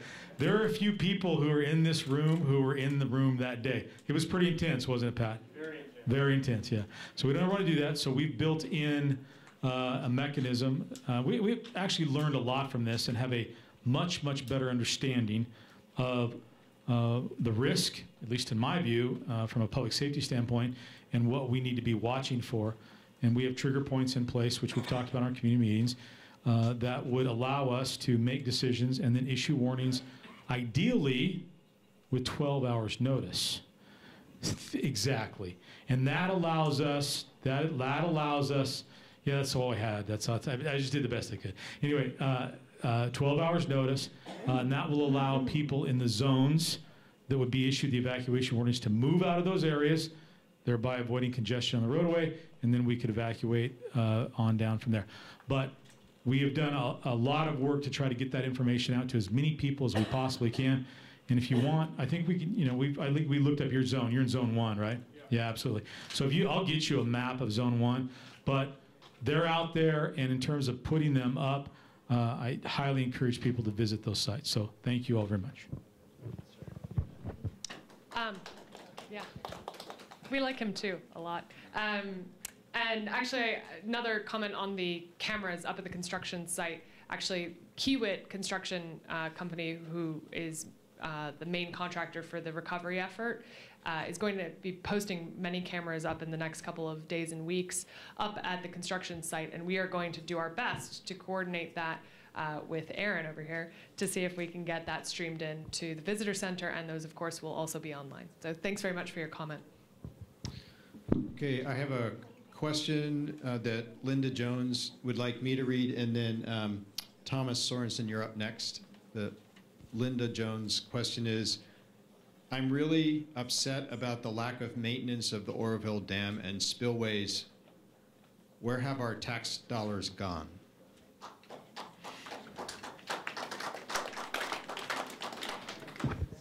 Well, I think the question was where have tax dollars gone and money spent on maintenance. And so actually, the Oroville is a state water project facility, and as such, it's not taxpayer dollars that goes into the maintenance, and it's not taxpayer dollars that will go into the repair of this problem either. It's the 29 looking for someone to confirm, 29 water contractors who fund that state water project that will be on the hook for the cost, who have been on the hook for the maintenance and operation of the reservoir, and who will be on the hook for the recovery efforts. That being said, we are also exploring federal funding options through FEMA to help offset some of those costs. Okay, Thomas Sorensen, you're here. And let's see, next is Ted Ryan. Good evening. My name is Thomas Sorensen. Not that close. The first issue is there's misinformation and scuttlebutt out in cyberspace about DWR not performing maintenance in the year 2005 and 2013. How much truth is there to that? My second issue will be that the countless people's lives that have been affected negatively, psychologically, and physically since the Riverbend Park was destroyed and shut down as a direct result of the failure of the spillway. The questions regarding to that are funds now readily available to rebuild and reopen this park? The estimated costs, are they available yet? Are contracts awarded yet to repair this park? Are the contractors going to install better features in new plans which will not create the total destructions as this flow of water is done? And lastly, when will the rebuilding of the park begin, and when will all the trails be open for public use? So who would address Riverbend Park questions? Regarding River. There you go, Eric. And you want to introduce yourself again? My name is Eric C. I'm with the Department of Water Resources Oroville Field Division. I manage the FERC License Coordination Branch, which covers all the recreation and environmental requirements that we have, along with our cultural resource issues. Regarding Feather River Recreation Parks District, their Riverbend Park, that's not a DWR facility, but I have actually talked to their manager a couple of times. She told me that they have an insurance policy that is going to cover the damage to the park. They're in the process of coming up with a plan to rebuild it. I think they're very well aware of building in the floodplain. They're going to try to do a job to harden the facility so that it will be able to withstand floods. I believe some of the DWR engineers may have met earlier today about that subject. So in fact, perhaps maybe Kevin Dossie might have a few more up-to-date comments to make about that. Yeah, this is Kevin Dossie. I work in the Recreation and Land Use section here at Oroville Field Division. I met with Feather River Recs and Park District today, and also with Aaron Wright from State Parks. And we discussed their plan to rebuild the park, and they have a Melton Design Group out of Chico currently working on plans. They have to go through the design process and permitting process, so that it'll be a little while before it gets fixed. They're going to try to open it up as quick as possible, even if it's not completely repaired, so that it will be usable this summer. Maybe not to the full extent, but they're definitely working on it, and she's got the insurance money, as Eric mentioned, so it's going. Any questions? Well, let's just keep moving through the questions. I'm sure there are many more questions.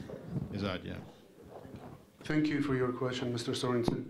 I'm going to talk about a little bit of the budget that we have for the Oroville Dam and its facilities, and Mr. Sarkeesian is going to talk about some of the maintenance.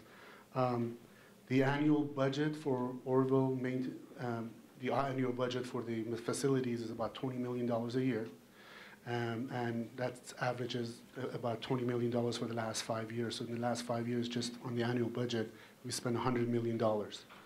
And as it relates to capital improvement, we have an additional budget for that for Oroville and its surrounding facilities, and that's about $30 million a year. So that comes out to be $150 million for the last 5 years.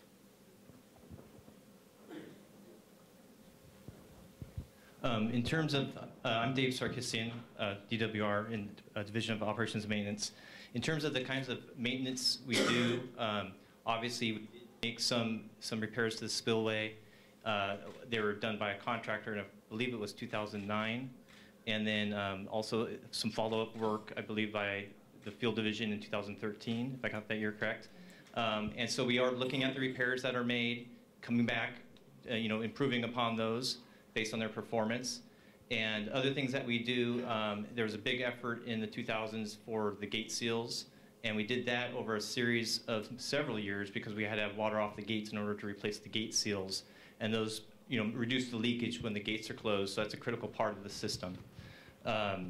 We've also, in terms of inspections, we inspect the spillway, look at the performance of those repairs. We inspect the radial gates, and we also, every single year, we do a gate opening test, make sure that the gates are operational and ready in typically October before the flood season. We also do what's called a full open test on those gates at least every 5 years, but we typically have been hitting that a little bit more frequently because we haven't had water on the gates. So there's a series of things we do. We report that to Division of Safety of Dams and the Federal Energy Regulatory Commission in our annual reports, so they get to see the kind of things we're doing and what we're keeping up with.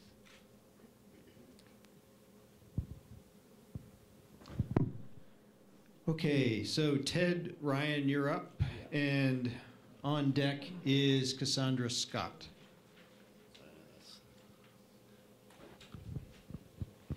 Could I have my questions, please? Oh, you need your questions. I'm sorry. Only reason is that there's so many questions that these two might be. Nah, he's just kidding you.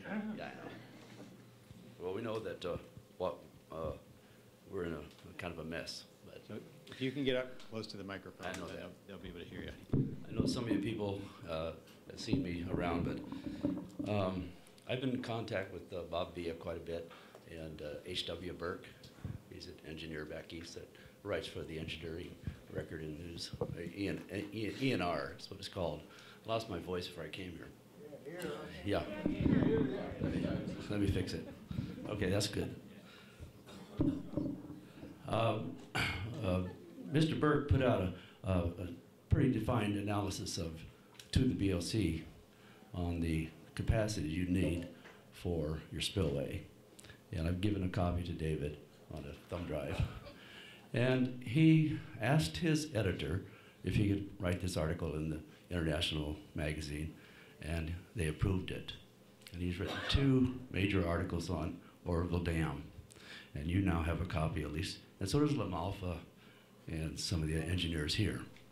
It helps you kind of understand what outside people are seeing, okay? All right. He wants 2 spillways. Very clearly to have 2 robust spillways. Fix the one you got going, get another one implanted, and then refix the one you're fixing now to become a robust spillway for the next 100 years. Planning on water warming, which is what we're involved with here. And go forward with the capacity for life safety for the folks downstream.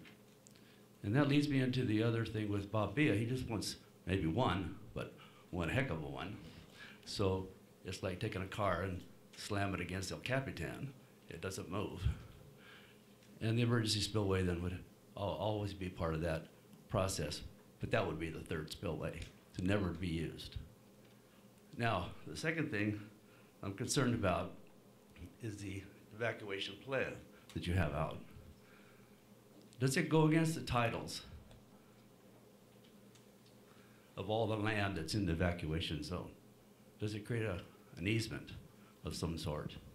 I know that DWR has a standard form. It's a conservation and flood easement. And it's related to Prop 13. So like when you guys have to let out the water of farm floods, they get relief from that.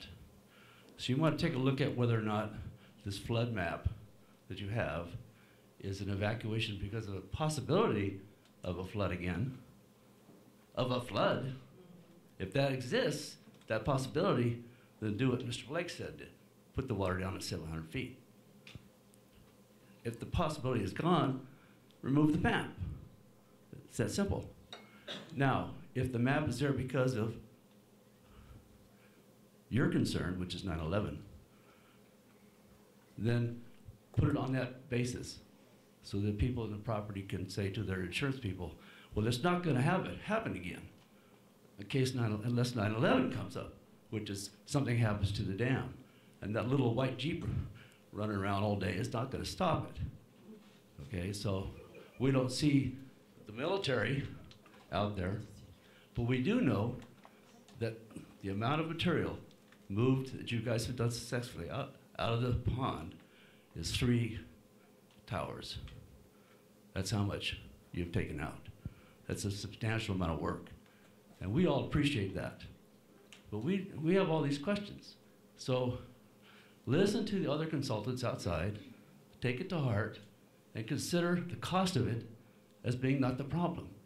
If you have to go to the public and say, we need $1.5 billion, go get it. Now remember, LA into Owens Valley spent $1 billion mitigating dust and solving the federal lawsuit. It's not the money, it's our lives. And if you want to understand it from a first-hand view, you're young enough to watch Jaws the first time it came out. That's what these guys felt. Jaws. It may even come to the point, once you get it all fixed, you're going to have to rename it. Feather River Dam, something else. It's complicated, because you've gotten into the psyche of this human mind that has invested their entire lives into it and not solved the problem of fixing that. You can't. So if the map is for 9/11 event, keep it in force, give it to the county to send out with a tax bill. If it's for flood, that means you have the possibility that you might have to use it again. That's not good. Reduce that down. So you have a 800-foot, beautiful, magnificent, one time the largest dam in the world, right here in Oroville, on one of the most magnificent rivers that God has ever created. And as I told the city during the SBF meetings, don't underestimate the feather. It moves boulders the size of this room. You guys saw that. It's magnificent. In 1911, this area was considered to be a national park. It just didn't get passed enough. Trust these people. They know what it is here. And listen to some of the other people that are talking to you. Thank you very much. Thank you. Can I get your speaker card?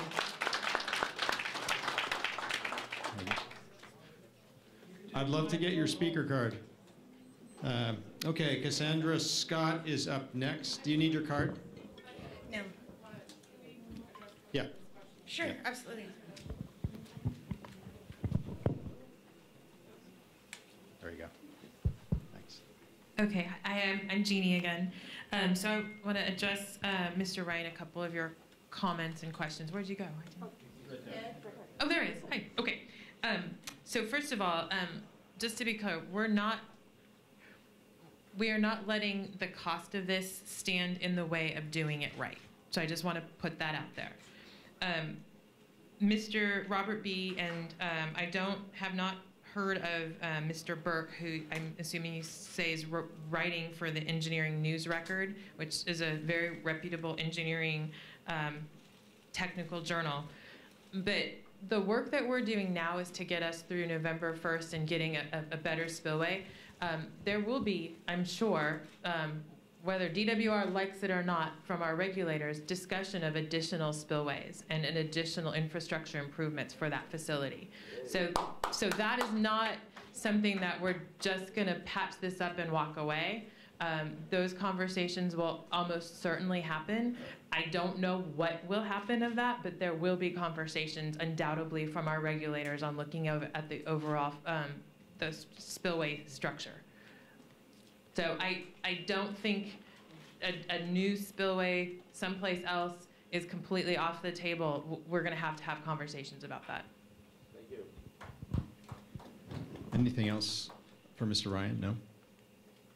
Okay. you're up. Hello, I'm Cassandra Scott. And I have a couple of different questions in different areas. As far as what you had said about having the annual inspections, isn't it a fact that you guys didn't actually pass those inspections and that you were only used for interim use at this point? Even today, that the dam is only a license for interim use?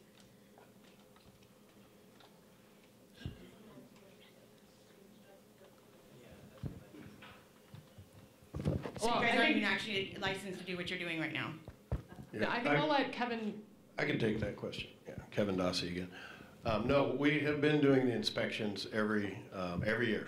Yes, I understand, but they didn't pass, isn't that So correct? would you let Kevin finish his answer? No, they passed all the inspections were, the end result was the facilities were deemed safe for, or appeared to be safe for use. For interim use. What does that mean? What is interim use? No, I didn't say interim. Cassandra? I'm sorry, I read every single inspection for every year that you guys had it, and I've researched it extensively, every single report that was put out about your inspections.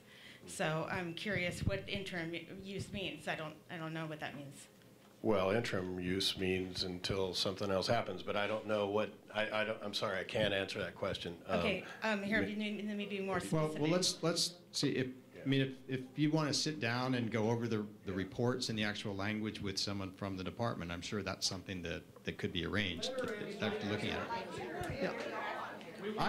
I'm going to let her finish. I just want to take this piece of it and not let it just Okay, hang. for an example, in 2016, the dam was approved for pending, just for interim use pending completion of an outstanding, I don't know what the DOS-OD is, and FERC, or FERC, because there was a structural manufacturing defects in, when was the was for the Hyatt power plant, the outlet valves, was that completed? Yes. Okay, so that's what I'm talking about as far as, and then there was existing cracks in the joints at the Hyatt, cracks and joints at the Hyatt power plant, and I was wondering what has been done to fix that, if any. Yeah, as far as the river valves, yeah, they were tested yesterday. Actually, they were operational before this event, and they got damaged because of the flood. The water's backed up from the diversion pool, the sediment in the diversion pool, so they were out of commission again. But they were retested yesterday and passed the test and are fully operational now. Okay, and then as far as the expert goes, it's a known fact from historical dam failures that the #1 cause is from overtopping, and then from erosion is second, and third would be from piping or seepage. Now, there's plenty of seepage that we're all aware of, and I'm wondering what's being done to minimize this, because seepage causes erosion, of course, and then these are major dam failures in history, and that's why they're there, so we can learn from them. So what is being done to fix these issues along with the spillway? Because those seem to be just as important to me to be fixed for the structural integrity of the dam. Yeah, I was going to jump in. Okay. Well, thank you for the question. And this gets back to the green spot that Jeannie was speaking to earlier. Like she mentioned, that seepage, that wet spot was observed during construction, and it showed up before the lake was there, and it occurred after the rains. And that outer portion of the dam is very porous, made out of sands and gravels and cobbles, so the water moves very fast through it. And during construction, they brought in some material and they laid it down level, flat, because they want to compact it. And the best way to compact it is to lay it down in broad lifts that are flat and then compact it. There were some lifts that had a certain amount of silt or fine sand. When the rain percolates down and hits those lifts, instead of going down, because that's less permeable, it starts spreading out and fanning out. And we start seeing it through, there's one of the historical photos, we start seeing that seepage show up in the face of the dam. So we saw that during construction, and of course, the regulators that were with us too, and the board, back then we had a board of consultants as well, reviewing this stuff, and they understood the cause. And we've seen it throughout the history of the dam. And we watch it, we take photographs, and we walk it. And the question always is it, are you sure it isn't seepage from the reservoir? So we track it, and we watch it, and we compare it against reservoir levels and rain. Well, when the reservoir was empty, it was dry, of course, but it's getting bigger, and that's what we noticed. And so it goes from that entire left-hand side, almost the length of it from in between those two roads, which now you're doing major construction on. So I'm wondering if that it's getting bigger is not because of the construction or... No, and it'll be bigger this year because we've gotten a lot of rain, and it'll be with us longer. And through the drought, we saw it really shrink. We saw it shrink, and the thing is, the top of that's around elevation 700. We've had the lake cycle well above 700 over the past couple of years. It didn't hang out there too long, but we've had it up there. We've seen it with a full pool in late June, early July, and that spot go brown. So it's something we always watch. It's something that we continue to monitor, and it is something every time we have one of these 5-year boards, we have these experts come in. They obviously notice it. We show the photographs, we show them our records, and the end result or conclusion we get is it's not an issue, it's precipitation driven, it doesn't affect the stability of the dam. And that's the assessment our engineers have made too over the years. Okay, 2 more questions really quick. Okay. Is that the same seepage that was written down in the inspection of 2014 that were horizontal, lateral on the top 50 feet of the dam face itself? Is that it was filled with shotcrete? In 2014? 2014. Yeah, there was cracks in the face of the dam that they in your 2014 report. Well, some of those reports have inspections of our other dams as well in them. So I'm trying to think. It was Oroville, and you're saying there was shotcrete placed in. Yes, I was. You may have been talking. It's a different. Is that? That might have been the emergency spillway.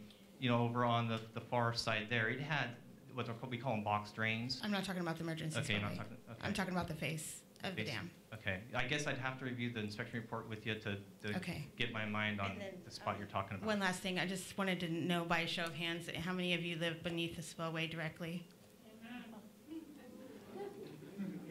Okay. I got a front row seat, just so you know.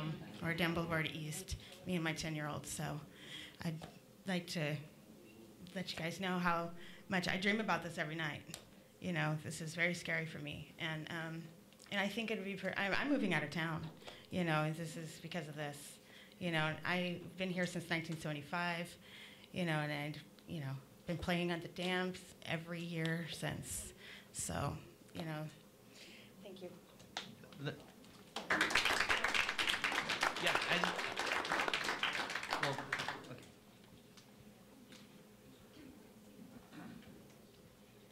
So, Robert Bateman, you are up now, and then the next card is Robert Weiss-Dunn.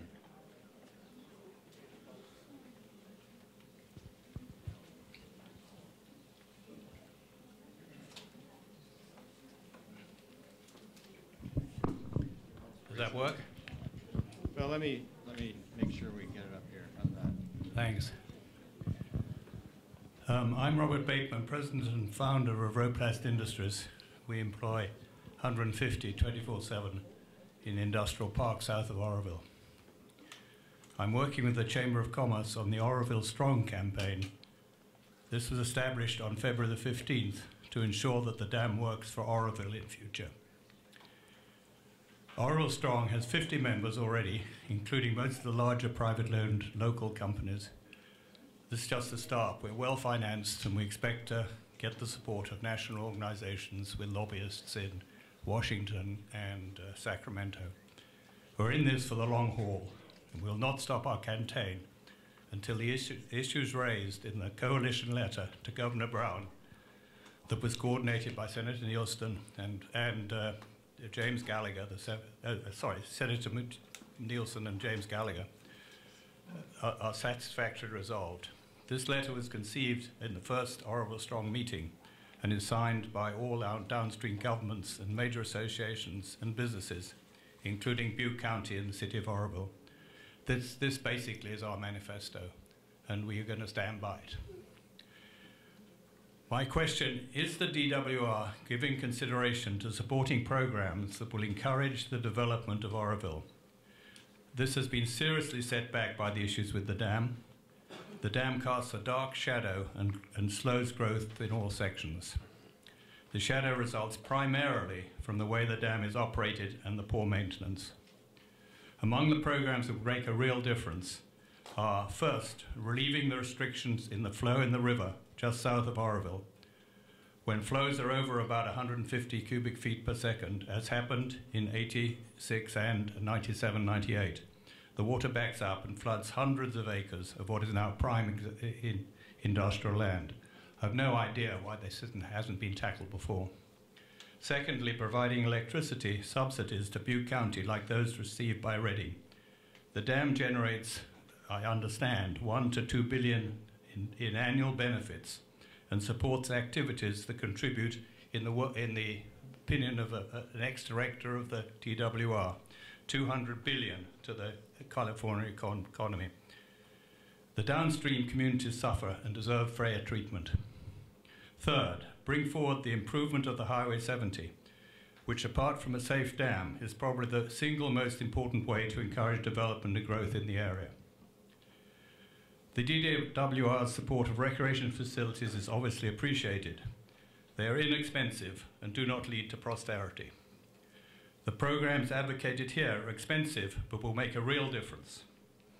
If the DWR cannot itself adopt these programs, then perhaps you can join Oroville Strong and help the dam work for Oroville. This is an underdeveloped part of California with high unemployment. Economic growth in Oroville and downstream communities has suffered from the dam. A way must be found to correct this injustice.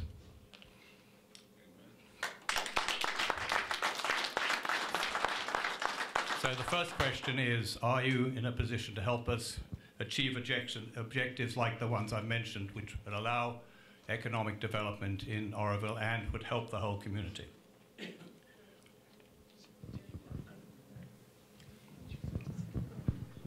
Yes. Good. Absolutely. Well, we'll welcome you at our next steering committee meeting. Which is? We haven't got it set yet.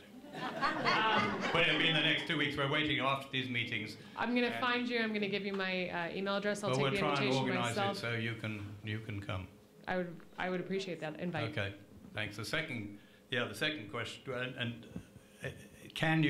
how can you help? The DWR is control of some of the revenue for the dam. I think the electricity revenue, which must amount to well over 100 million if it's run properly.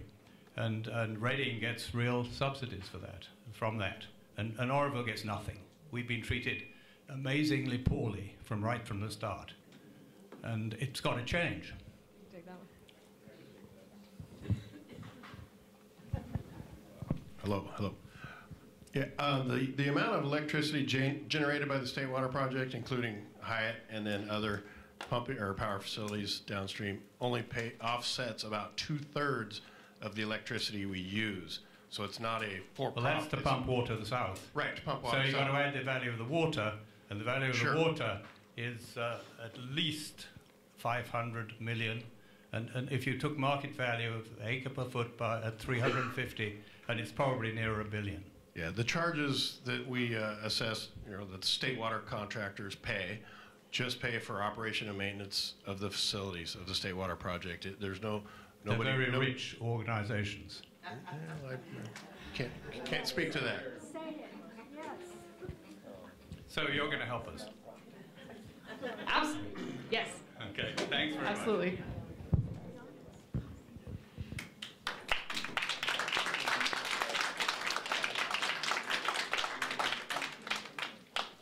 So Robert, you're up next, and then after Robert is Kevin Brock.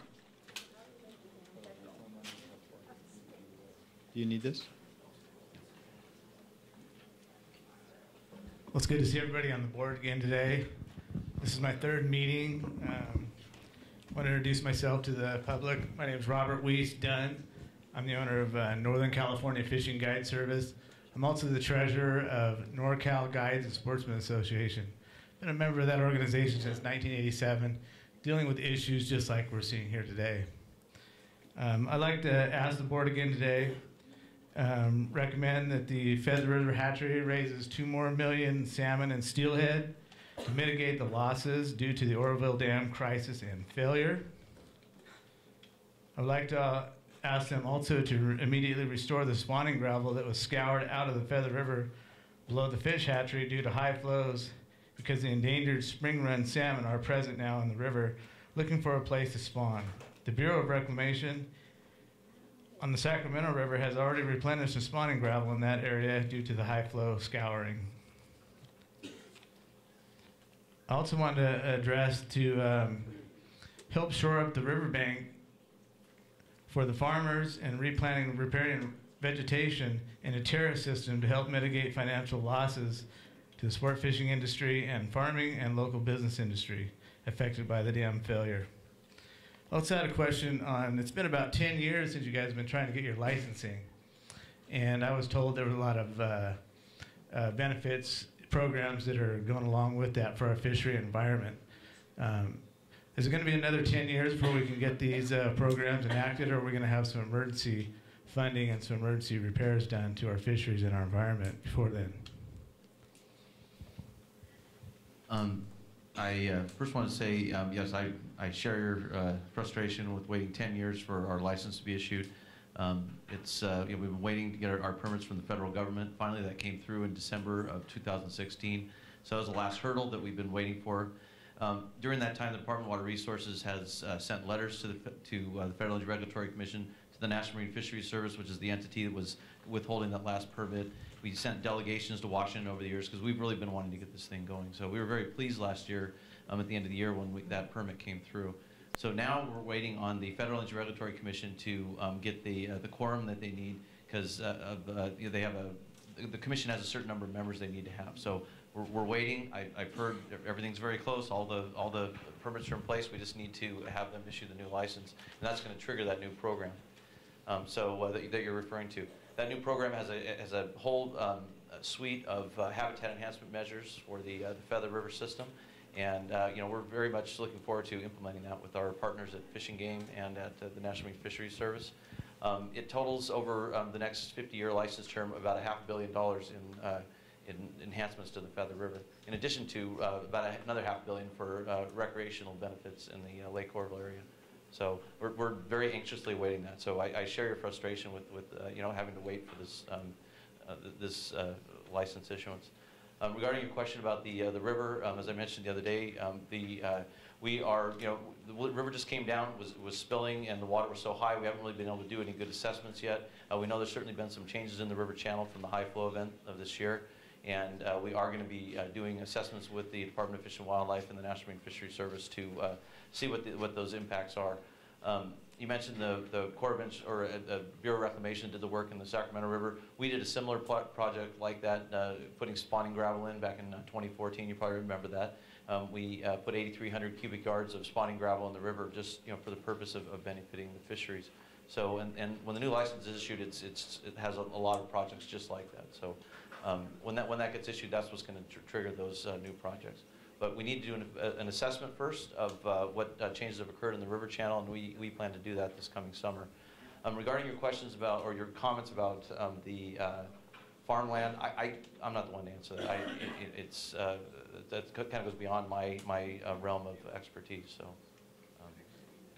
perhaps someone else, but it's really not an issue for the Oroville area here.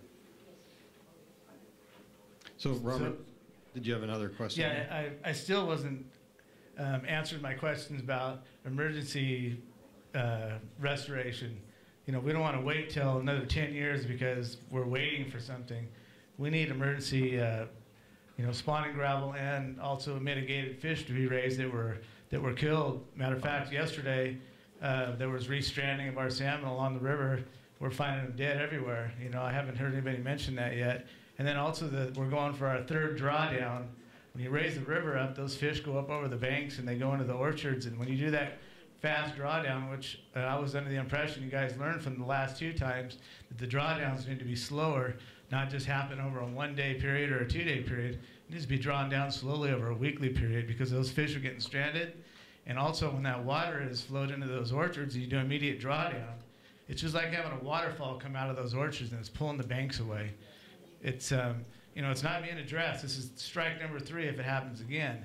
You know, we haven't learned from our mistakes when it comes to that drawdown. Lots of things are happening because you're dropping it too fast. You got to have it more planned out, a slower drawdown. Okay, perhaps someone else could talk to the drawdown, but you did mention the thing about the fish. I apologize for missing that one. Feather River Fish Hatchery certainly has the capability to produce more fish, and that's something I was going to talk to the department. I made that commitment. I would take that to the Department of Fish and Wildlife. We have a couple of calls a week. We're in constant contact with them, so I am going to bring that issue up with them. They're in the process right now of stocking the fish in the river from the hatchery. The last load of fish are going to be going out in the next week or so. So yes, I will bring that up. I can't make any promises because DWR is a regulated agency. We operate the we fund the Feather River Fish Hatchery, but it's actually operated by the Department of Fish and Wildlife, and it's done in a balanced way. So they balance the natural fish in the river with the fish that are coming out of the fish hatchery. So they're the ones that actually make that call on how many fish are actually stocked. What they determine is what DWR will then fund and make sure it happens. And we actually have a representative from the Department of Fish and Wildlife here that may be able to provide some additional comments. Hello, my name is Andrew Hugh, and I was here last night, or in last night meeting for some of you, and some familiar faces. So the good news is that there have been 9 million fish at the Feather River Hatchery, and I know the hatchery is an integral part of this community. Probably all of you in this room went there as school kids on the tour, and still do, and your kids and grandchildren do. So it's a critical part of the city of Oroville. That hatchery raises about 60% of the fall run fish for the whole state. And I'm happy to report that we saved nearly every single one of them. So there are 1 million steelhead trout that were saved, 2 million spring run, then we're gonna put the last 500,000 in the river on Monday, and 7 million fall run Chinook salmon. So the fishery in 3 years will be fine. We don't anticipate any issues at all. We had to put a considerable amount of fish in the river, and there was stranding, absolutely. But there's no way to know how many fish were killed. If any, I mean, we assume that there are, but the stranding, and we made a huge effort along with DWR, we saved 4,000 fish in a couple days. But we went out on Monday and did a survey and found 1 fish stranded. So I've seen a lot of stuff on Twitter and a lot of social media that there were thousands and thousands of fish stranded. Not to question you, but that's not what we found. So there are certainly fish losses, but not anything catastrophic. I'd like to make a comment on that. There has been lots of fish stranded. Just because your agency goes out once or twice and sees this, I have a repertoire of about 1,000 guides that I work with that have got about 40 years on this river, probably per person, and they see fish stranding. They're more credible than your agency telling me about stranding. And I also want to tell you about scouring of the river. Our natural spawning fish, the late fall fish that spawn in the river below the hatchery, they were all scoured out in that high water event. And I don't hear anybody mentioning that kind of stuff. It's always about, oh, we did a great job and we saved a few thousand fish.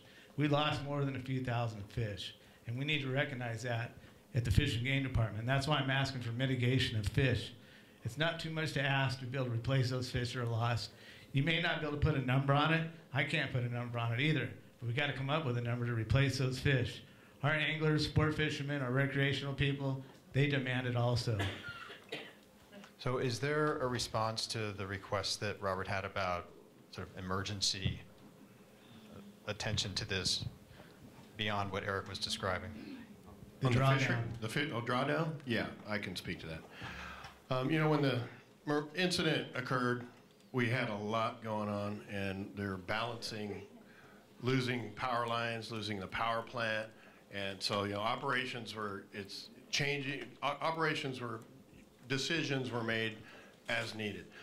The decision to shut the flow off to be able to get in and inspect and shore up some of the eroding areas Yeah, we didn't do that properly the first time. We shut it off fast. It wasn't an intentional means of, destroying anything. It was just to try to protect the spillway and not cause further upstream erosion of that, because if we lost that spillway all the way up to the gates, then we were all in trouble. So the first time, yeah, we did cause a lot of destruction. We heard about that. We tried to, in the next couple of shutoffs, minimize impacts, extend that drawdown out by use of the other reservoirs, letting water out, through the diversion dam and the after bay to reduce the instantaneous drop of the river, which caused the sloughing of the banks. We still probably didn't do, it was still higher flows. The last time we did it, we extended it out over 6 days. And that was a direct result of the Gridley meeting, where we heard from farmers and you and others that it was still causing destruction. And so, the next morning, the director got on a phone call that I was on with our project operations people, and he said, we got to do better. We can do better. So let's, change your plan for your drawdown on Monday, which was this week. He said, make it better and lengthen that out over a longer period of time to minimize the impacts, and we did.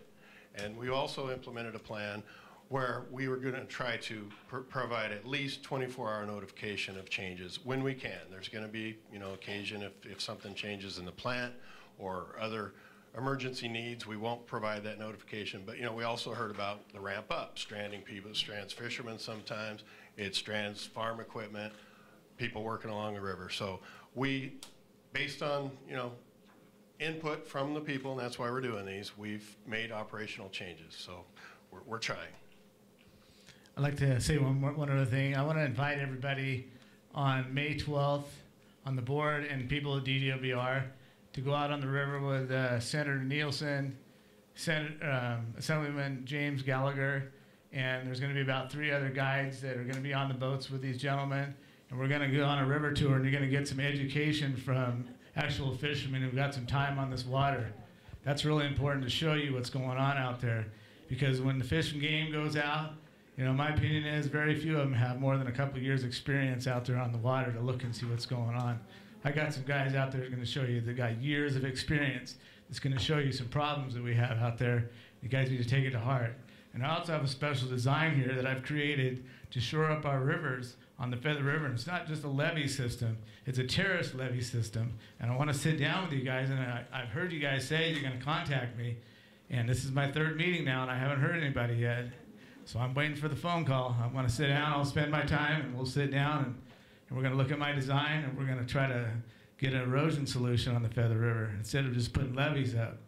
And the farmers that I deal with, they like it. So let's get it done.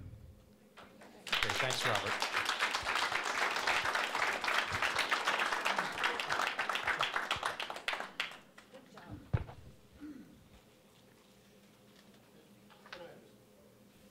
Can I add one thing? I forgot to mention too, it wasn't just that we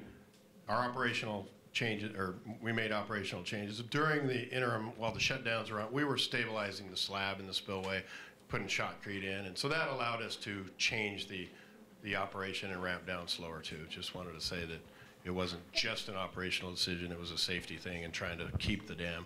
And we did lots of improvements to, not the dam, sorry, the spillway. Lots of improvements to the spillway to be able to make those changes in our operations. Yeah. Okay, so Aaron. I want to make sure that I'm going to come up to you and make sure that I have your email address correct, and we'll get in contact with you directly, I promise that. And then I'm looking for my Oroville Strong. Where did he go? I think he walked, he was... Okay, I'm going to give you my contact information right now, and then if you could pass along to the gentleman whose name I failed to write down. Mr. Bateman, that would be great. Okay, Cindy, should we move on? Did you want to say anything? Okay, so Kevin Brock, you are up now, if you're here. Yeah, great. And then on deck is Matt Westervelt. Do you need this? No. No, thank you. Good evening, and thank you for your time. I know that you guys are going through a lot right now, as we are also. Quick introduction to myself. My name is Kevin Brock. I'm a licensed fishing guide since 1995. Yes, 95. I do it for full time. I'm also a Master Coast Guard license holder of 100 tons for the United States of America. I also am on the board of directors for the Golden State Guides Association. I also am on the board of directors for the NorCal Guides Association and Sportsman's. I also host my own radio show, the NorCal Outdoorsman, from 6 to 7 every Thursday night, and that's why I was a little bit tardy this evening. I represent, in my world, tens and thousands of outdoorsmen. So, and believe me, I know what you guys are going through, and you know what I'm going to say, we appreciate you guys being here. There's a lot of things and a lot of issues that you are not in control about, and we hope that you're going to jump in there and fix it. Robert spoke earlier.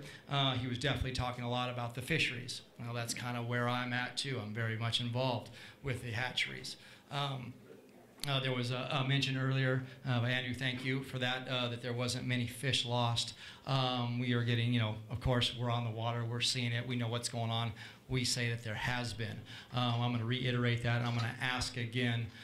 There has been at least probably an approximate, depending on what happens with the tags when they come out, anywhere between approximately a third of the spring run salmon that died from the transfer, from the emergency transfer from the Oroville hatchery over to the 99 River hatchery. It can hold about 4 million salmon.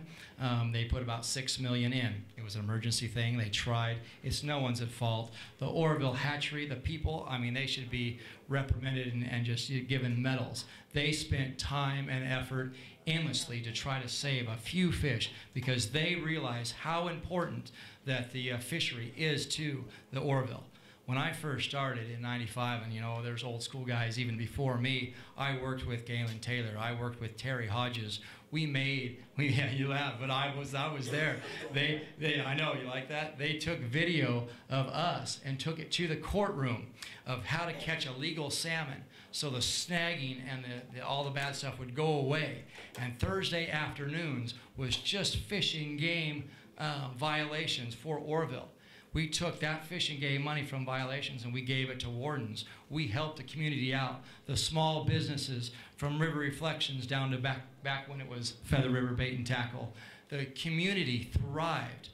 The number of people coming and the percentages and numbers, I have exact numbers, is down from that time, 63%. 63%. Our salmon populations have gone down. I made a living on the Feather River. I worked 7 to almost 8 months looking back on my logbooks. 7 to 8 months out of the year, I could catch fish on the Feather River. Now I am lucky if I get 1.5.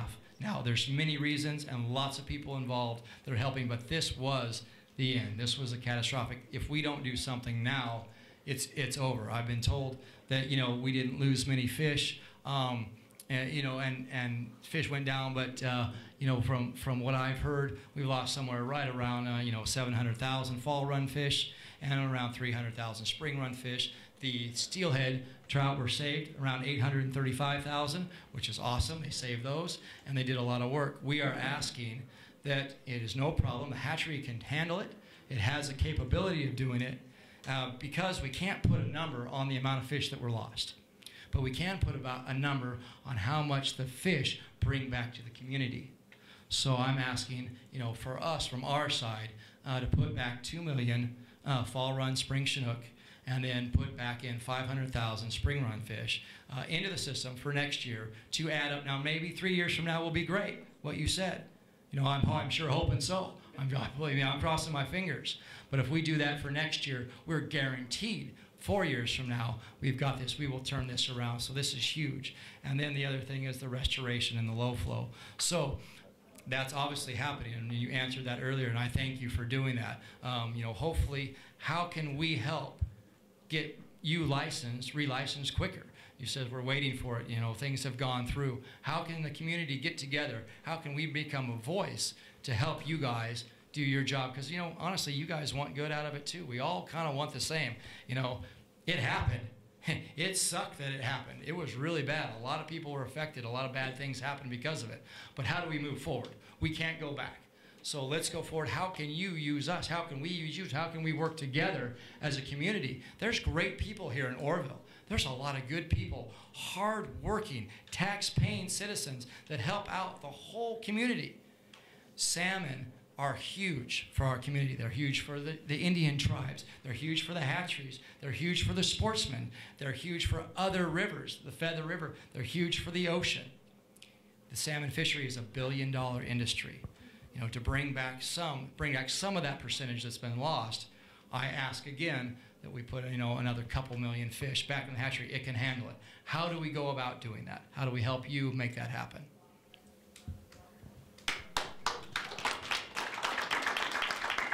Thank you, Kevin. I appreciate it. I feel like I'm talking to a celebrity. I like to fish too. No, it's quite all right. I fish.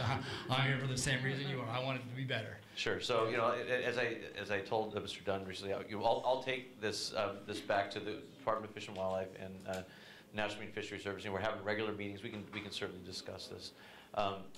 You know, as far as, you know, a third of the fish being lost, that's not what I've heard. I've talked to the hatchery manager on numerous occasions. She's on these calls, and so I have not heard that. I will bring it up, though. I will ask. No, and it's not, it could be, I might have misspoke. It's not a third of all the fish. It was a third of the fish that were transferred down on the emergency transfer for over. And you know, maybe it's not quite a third, but there were 6 million that were transferred down into a facility that only can hold 4 million. There was oxygen issues. You know, you lose them in emergency transfers. That happens. You know, it's no one's fault. Again, Oroville Hatchery, you know, put them on a pedestal. They saved our bacon. They saved a ton of our fish, you know, and put in overtime. But there was definitely some lost. You know, there were several lost. And we were just asking, put those back, put some more back in, get some more fish. You know, back in the years we had 800,000, or 8 million, excuse me, fall run fish. Now we're down to 6 million. Put a few more million back in there. You'll bring the economy back. Things will happen. It doesn't hurt anything. How can we help you do that? Well, I mean, you've just provided this input right now. Yeah. I can take it right to the decision makers. So. Fantastic. You know, yeah, I have one tiny thing. You talk about recognition. Every person that worked in the hatchery on the 9th and the 10th, evacuating those fish, got a really nice recognition from the lieutenant governor. Certificates. I mean, we had a whole big thing. I knew it was coming. I just didn't know when it happened. It did. It already happened. I wanted the public to know. You guys would obviously already know, but they did a kick-ass job. I mean, they came in and they saved that part of our hatchery. Otherwise, we wouldn't have anything in 3 years from now. You know, and so, and based off this, and be able to help, what about the disaster relief? You know, is there money for different people, the consumers, the restaurant owners?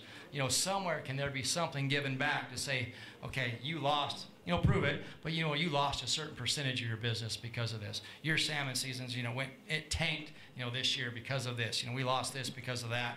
Although we're told that it's going to be good in 3 years, we don't really know. Is there some backup money set aside for the people of Oroville? Okay, so that's, I can see why you're on the radio, Kevin. Okay. It is my show, and I'm the host. Yeah, exactly. All right. So, but you asked a question, so let's let people answer here. I'm probably not the one to answer that question, but one of the previous questions you asked about what you can do to help, I wanted to bring something up that, you know, when the new license is issued, all of these, the programs we're going to be doing, we're going to have a, what's called an ecological committee, which is a group that we're actually going to take our plans to first before they go off to Federal Energy Regulatory Commission and other entities for approval. So, and you know, it's going to be a public process, so you're certainly willing. We would like, you know, people that have a fisheries background to participate, but you yourself, Mr. Dunn, would be welcome to participate in that process. So I can get your contact information. And, yeah, that would be fantastic. And if you can get petitions or things to speed it up, we can get the signatures. We can get things to happen. I mean, you let us know and we'll make it happen. You know, you oil the wheel, we'll rock and roll with it. I would say talk to your local representatives would be the best way to do it. Yeah, and we're doing that right now. Yeah, for sure. So thank you for your time. Is there anything set aside in disaster relief, you know, for people to tap into to help them out? You know, there is, you know, FEMA has that process. You know, there are disaster relief agencies, and FEMA certainly is engaged here. That's part of that whole process to get the disaster declaration from the governor, and then from and FEMA is from the President of the United States, which we obtained. So I don't know that process. I wrote him a letter. I haven't had a response back, but I did write him a letter. So you know what? I really need to stick to the process. I have a bunch of. I got a bunch of cards here, though. So all right, well, let me just respect that, okay? Thank you for all the comments. Okay, make sure we get in contact. And then and in my closing, everyone who wants to get involved with the association, the NorCal Guides and Sportsmen's Association, click on it, join us, like $20, and you'll help us have a voice and you'll help us make this happen faster.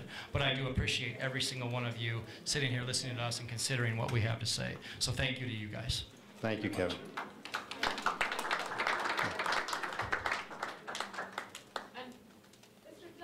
Mr. Dunn, don't leave. I got you one better than an email exchange, actually. Randy, right there, blue shirt. There's your one-on-one. Yes, sir.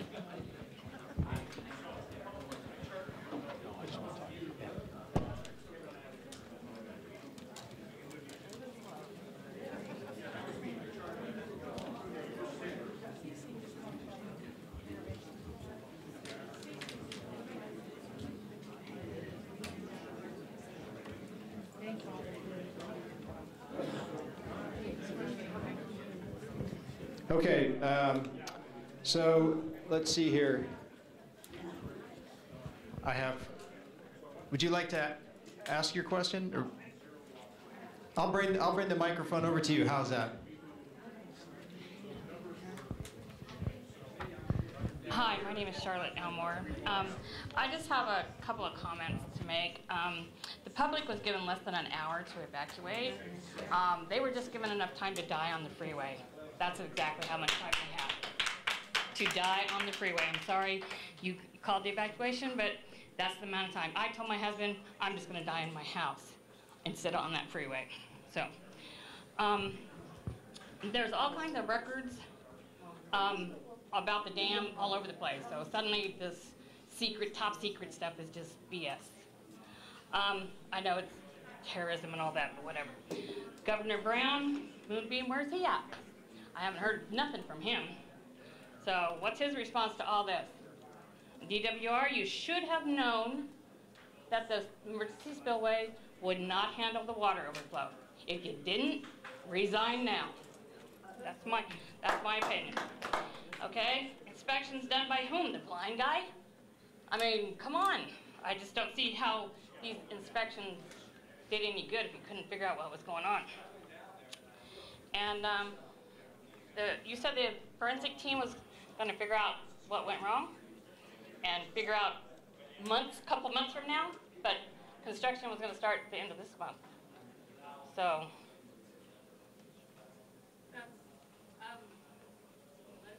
Hello, thank you. That's exactly why we had the call today with the forensics team and the Board of Consultants and DWR and the Federal Energy Regulatory Commission, so that they could start sharing their findings so far up until this point so that we can ensure that we don't design the same problems. And we have to do this in parallel with all of our processes. I'm sorry, I should have stood up. We have to do this in parallel because we can't wait to start construction. The November 1st deadline is not just a random date that we picked out that we're aiming for. The reason we set that date is a public safety issue. We will make sure that those spillways are up and able to take everything that Mother Nature can throw at us for the next winter. And that's why we are doing these things all at once. Okay, I had my, thank you. Thanks very much.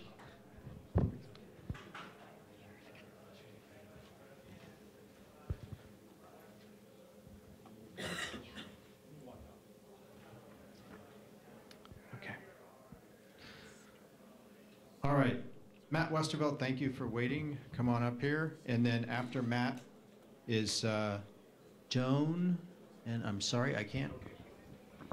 We'll figure it out. Matt Westervelt. I'm a core driller, if you know what that is. I started out drilling and grouting on dams. I've worked on at least 16 a-year projects. And I've worked on probably 45 dams in this state alone. There you go. And I just have something to say about the spillway. Now, I think it was built by the old guys, and you've got the new team here now, and they did things different. And it had to be maintained like the old guys built it, or it would fail. But I think it was going to fail anyway, because I'm really discouraged at how thin it was poured. it's got to be a lot thicker. If you figure it's going to cost $275 million, you better spend $500 million on it, because that's got to have some massive concrete in it. And I did notice something. As far as, I don't think it would have happened if you'd have started putting water out 3 days before, but I know why you didn't do it. Because the Yuba River and the Bear River were right at the max. If you'd have put a drop, it would have flooded Marysville. So, you know, it's kind of an unfortunate situation. But I did notice something. The day before it broke, I drove across and I saw something I've never seen before. Usually when you run the water out, very much of it, it's coming out evenly across there. This looked like it was coming from both sides, and it was peaking up real high, about 150 feet out there. I mean, a huge peak. And that'll cause a suction on it. Now, what it was doing over the spillway, I don't know. But also, when you patched the rock pockets in there a few years ago, you can't do that. With that kind of water that runs over a rock pocket, it'll peel it right out. And that seems to be where it failed. They should have had to put an overlay, you know. I think if you guys knew how thin it was, you would have put an overlay over the whole spillway, and it probably would have held for a while longer. But I don't know if you have ways of checking that underneath there, that rotten rock, or if you'd have to go and core drill it or what. But that needs done, you know, like every 5 years or so, because if you have to grout it, you could have saved it by filling it with grout or pumping concrete in. And as far as that green spot, that's probably coming through the rock. And when they drill and grout those dams, that doesn't mean it's forever, because the earth moves. And if you get a little crack, then the water's going to travel. And that's probably what's causing the green spots. It's coming through there. So at some point, they may have to put dye in there and see where it's going, and maybe drill and grout that. Yeah. Because the earth moves all the time. And that rotten rock, you know, I'll tell you what, they just did a lot of work on Folsom Dam, and it's been 15 years since I drilled on it.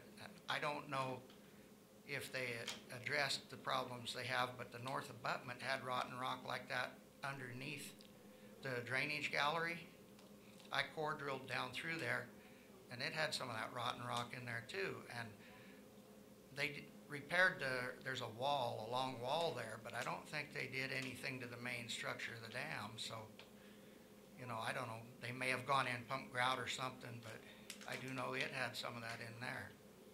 So we're not the only ones that have problems.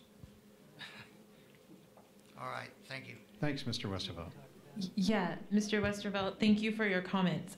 Let me address a couple of things that you said, and hopefully I can give you some information. So we are doing core drilling right now, probably not right now at night, but every day, and have been since about early March, to get better information on that geology, on the emergency spillway area, as well as through the concrete on the existing upper chute when it isn't spilling. And we have found actually that in some of the upper areas of the chute, despite how it was shown on the drawings for design, that we have concrete somewhere between 4 and 6 feet thick up at the top. Now there are some areas that are thinner, but not thinner than what was designed. But as you mentioned, back in the 60s, the design was different. We are looking at current standards, and part of the replacement of the upper chute and even on the lower chute will require additional excavation of rock to make sure that that spillway slab is thicker. The walls will be thicker. It'll have heavier reinforcing steel than what did in the 60s. Just like all of our processes, when you get your fillings done, it's different than in the 60s, and we're applying the modern technology as required. Can I just say something else? Sure. In '75, we drilled at Auburn Dam, and they took all that bad rock out and poured concrete, and then we went in and drilled and contact grouted it all. But they spent millions and millions of dollars over there taking that rock out. And I think that someday they are going to use that site. They're going to build there. It may not be as high as they said, but I think they will build it, because I drilled some holes over there. They used to put a pump station in there every year, and then they'd have to tear it back out. It was for Placer County for water, and they put a permanent one in. The Bureau of Reclamation did, because I drilled all the pilot holes for the raise bore. They raise bored some 7-foot holes in there and put a tunnel in there and put a permanent pump station. And the Bureau paid for it because they said it's their dam site and they may use it someday. So. Thank you. I was just going to, you're right in terms of, you know, the variability of the rock and the contribution of seepage or precipitation that hits the rock in the growing area and can make its way to the dam and then appear and contribute to our green spot. So there's, you know, we recognize that's probably a small contributor potentially as well, but it's the same rain origin as what I described before, with rain hitting the embankment itself and working its way down and out. We had 7 months of rain.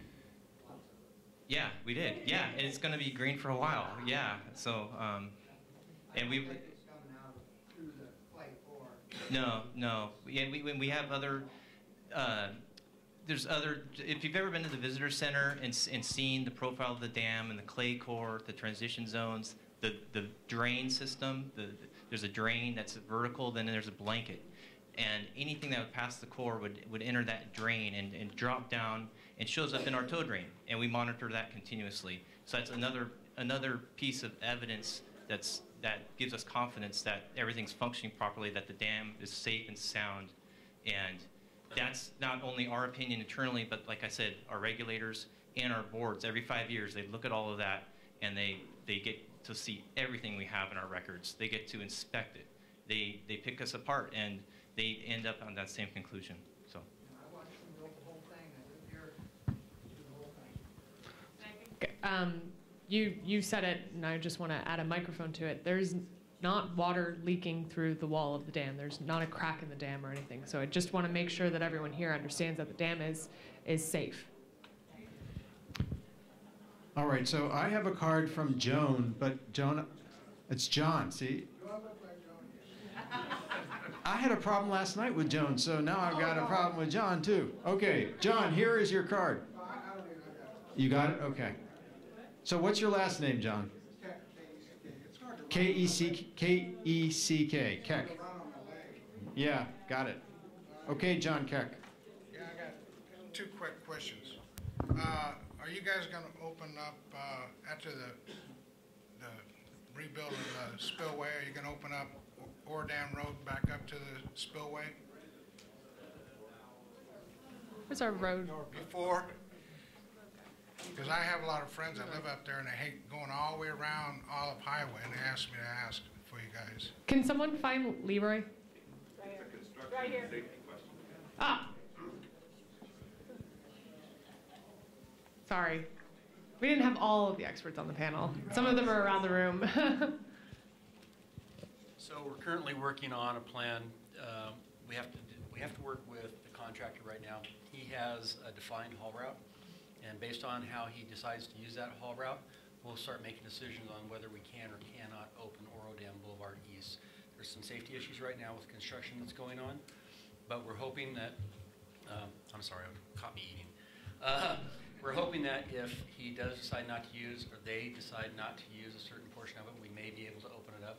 We're not exactly sure how. It may be through traffic control, getting a certain amount of cars through at a certain amount of time. We're looking at a lot of different things, but it is in our plan, but it's nothing that we can make a determination at this point. After it's completed, the work, it will be open like it used to be? Oro Dam Boulevard East? Yeah, to the spillway like it's always been. In front of it, yeah. I mean, it's a road that's going to be put back in place once construction's done, absolutely. You know, and all this Facebook stuff is kind of scary stuff. Half the time it's just spoof stuff. Sure. But I heard also they're going to do something with Cherokee. So, did you have a second question? They're also going to do Thank you, something Leroy. with Cherokee. bigger road out of Cherokee? So Cherokee is also another road that's looked at as part of our haul route. Okay. And if that ends up being used as we think it's going to be, there's a section of that that's going to be repaired as well. So we're working with the city and the county to try to fix all the roads that happened at the very beginning. And then we're going to try to maintain a haul route and maintain that throughout construction. At the very end, those haul routes are going to be replaced. From our deputy director on down, that's been a commitment by us. Regardless of whether there's FEMA money on that or not, we're certainly going to try to get that money. But if not, we've made that commitment to the community. Okay. All right. One more. Okay. So your other question. I got it. You know, Kiewit Construction Company is a big company. I notice they do a lot of work for Caltrans and stuff. Is that correct? Yes. I believe so, yes. But they're a general engineering company. What happened to people like the Corporation Bechtel and all them guys that do build just dams and stuff and bridges all over the world? So we interviewed a number of different contractors to do this work. We had a couple of criteria. One was that they had enough bonding capacity because we knew it was going to be an expensive contract. So it couldn't have been someone who can't bond for close to $300 million. Secondly, we had a criteria that they had successfully completed a project of this magnitude and with this type of material. And so Kiewit has done just recently, very successfully, very cost effectively, and very with good quality, the Folsom Dam and Spillway. So this is exactly the same type of work that they did there. We also interviewed and invited to bid Barnard, and they've done work on dams all over the world, as well as ASI, and Granite and Tykert. So those companies all had opportunities to bid, and Kiewit was the low bid of the ones that we felt had the qualifications to do it. And they're bringing their crews that had worked on the Folsom Spillway. So we know that they're experienced in the exact type of work that we need to be successful here. Thank you very much. Thank you. Okay, Thomas Wallace, you're up, and then the next card is from Mike. Mr. Wallace? No? Is Mike here? No? Okay. How about Annie Terry? Yes. Okay. So would you like to come up to the microphone? Thank you. I'm really up next. Would you like this card? No, I know what I want to say. Okay. I'm not as tall as those people, though. I want to bring out something. As a community, as the community of Oroville, this is our worst spillway disaster. And God willing, you as a panel, it's your worst spillway disaster. Okay, so we're both on the same page with that. I am not an engineer. I do not have a degree in engineering, although I am smart enough to be an engineer. And there's a lot of other people in this room that feel exactly the same way, that they're smart enough that they get it. They understand that this happened, and none of you here is personally responsible for it. However, although I didn't make promises to you, Cindy, or you, Jeannie, or going on down the line, although I did not make any promises to you, and you did not make any promises to me, promises were broken in the past. And in order for the public trust to be reestablished, it is going to require accountability and transparency, so that us as a community, this is the way I look at it. In our backyard, upstream from our homes, I live at an elevation of 222 feet. Like a lot of other people in this community, we've started noticing things like the elevation that we live at. Does that make sense? All of a sudden, that's become important to us. But I want to say that although those things were not established by me personally or any of you personally, it's important that we understand that accountability and transparency are paramount. that the people that are going to make the decisions are not Peter Kiewit and Sons. My father worked for Peter Kiewit and Sons on a dam project in the 1970s, so I'm familiar with Kiewit construction or whatever it's called now. But the thing that people need to know are that the people, the engineers and the overseers that are going to be making this determination, what we as a community want to hear is that these people know what they're doing, because you're talking about patching concrete. That's what this comes down to. You're talking about patching concrete. And what we're thinking of is, if you have a concrete swimming pool and you patch that concrete, it's only as good as the patch job. So what this community needs to hear is that, yes, these people who are doing this job and doing this work and making these decisions are experts in this field with experience. Does that make sense? So that's what we want to hear. We want you to say, yes, we are going to only put people in these positions who have this experience to do this thing. So let me speak to you a little bit about the experience. I mentioned the experience that we have on the board of consultants. These gentlemen are in their 70s and 80s and have worked on hundreds of dams throughout the world. And so they're kind of our Yodas, for example. These are the guys that are giving us the thumbs up and the thumbs down as to whether or not we're going the right direction.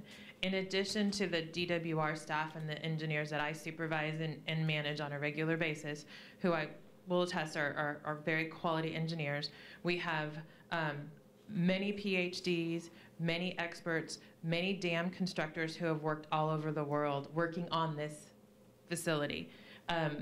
Like I mentioned, when we started this in March, we had 2 people.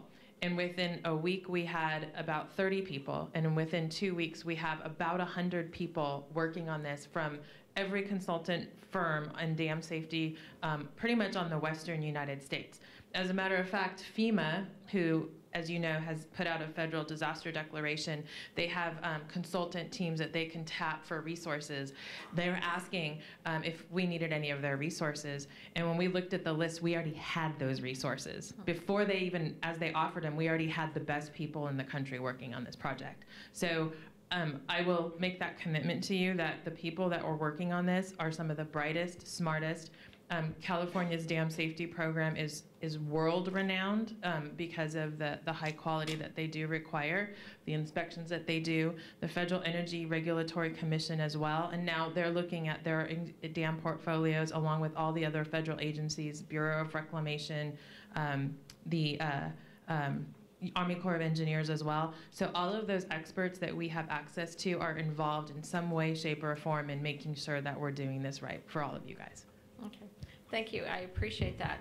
The important thing to us as a community is knowing that you guys, whether you live downstream from this really valuable resource that's uphill from us or not, what matters to us is that you are willing to hold people's feet to the fire. Because if you're not going to hold each other's feet to the fire, there's only so much we can do.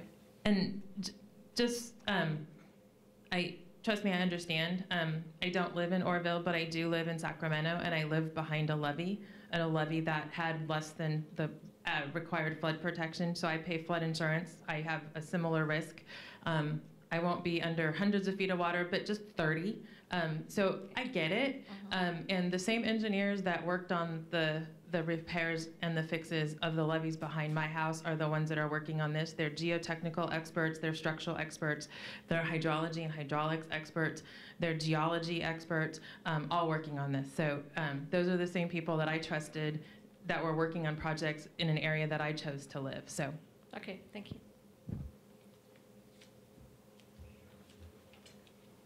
I have your card here. Would you like the microphone? You need your card?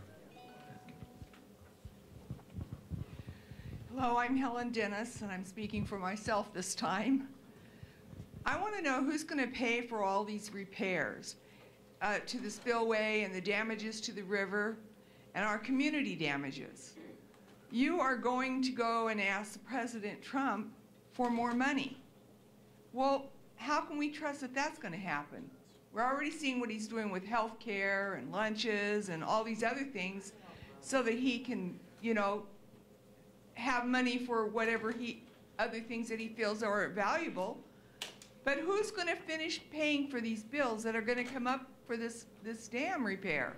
I want to know that, and I also want to know, when am I going to get my recreation back? When am I going to be able to go out there? And I'm not a fisherman, but I'm very much for them.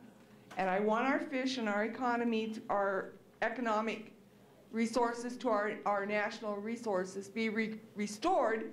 But I also want to know, when is it going to be safe for us to use the river again? When are we going to be able to believe anything you say? Because all these years, for almost 50 years now, we've been lied to. And so I want to know where that money's going to come from. When are you going to have this fixed? And somebody fell down on the job, because obviously we wouldn't have had a dam failure or a spillway failure if the dam hadn't had somebody fall down on the job. And I know it's just pass the buck, but I want to know. And I don't want to know in 50 years, because I will be a senility by then, but I do want to know now. Yeah, thanks very much for your question. I think either Kevin or Eric might be able to speak to the recreation piece, but as far as who's going to pay for it, it is a state water project facility, and therefore both the operation, the maintenance, and the repairs that we are working on now will be paid for by the state water contractors. Those are the 29 water contractors from across the state who are part of the state water project. I can't speak to what President Trump will or will not do. I can only promise you that we are going to keep going after those funds. I want to acknowledge something that you said, and I think the woman before you mentioned, Annie, right? I think we want to acknowledge that there is a history in this community and a long distrust of DWR and the state, and we understand that. I can't personally do anything to change what's happened over the last 50 or 60 years.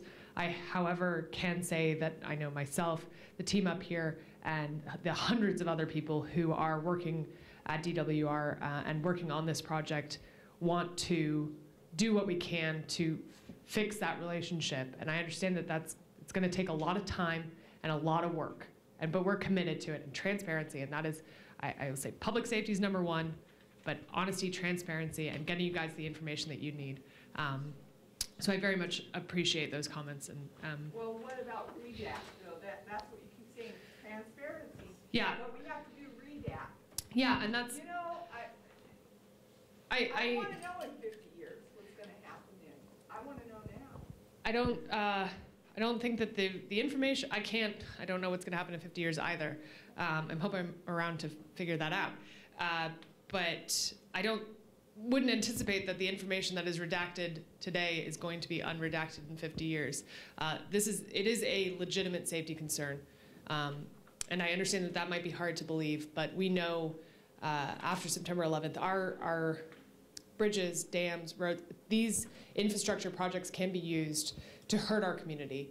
And I know that this is a trust issue. We are working with the federal government, Homeland Security, while we make sure that just the small bits of information that can get into the wrong hands is not put out in public. I think it would be irresponsible of us to do otherwise.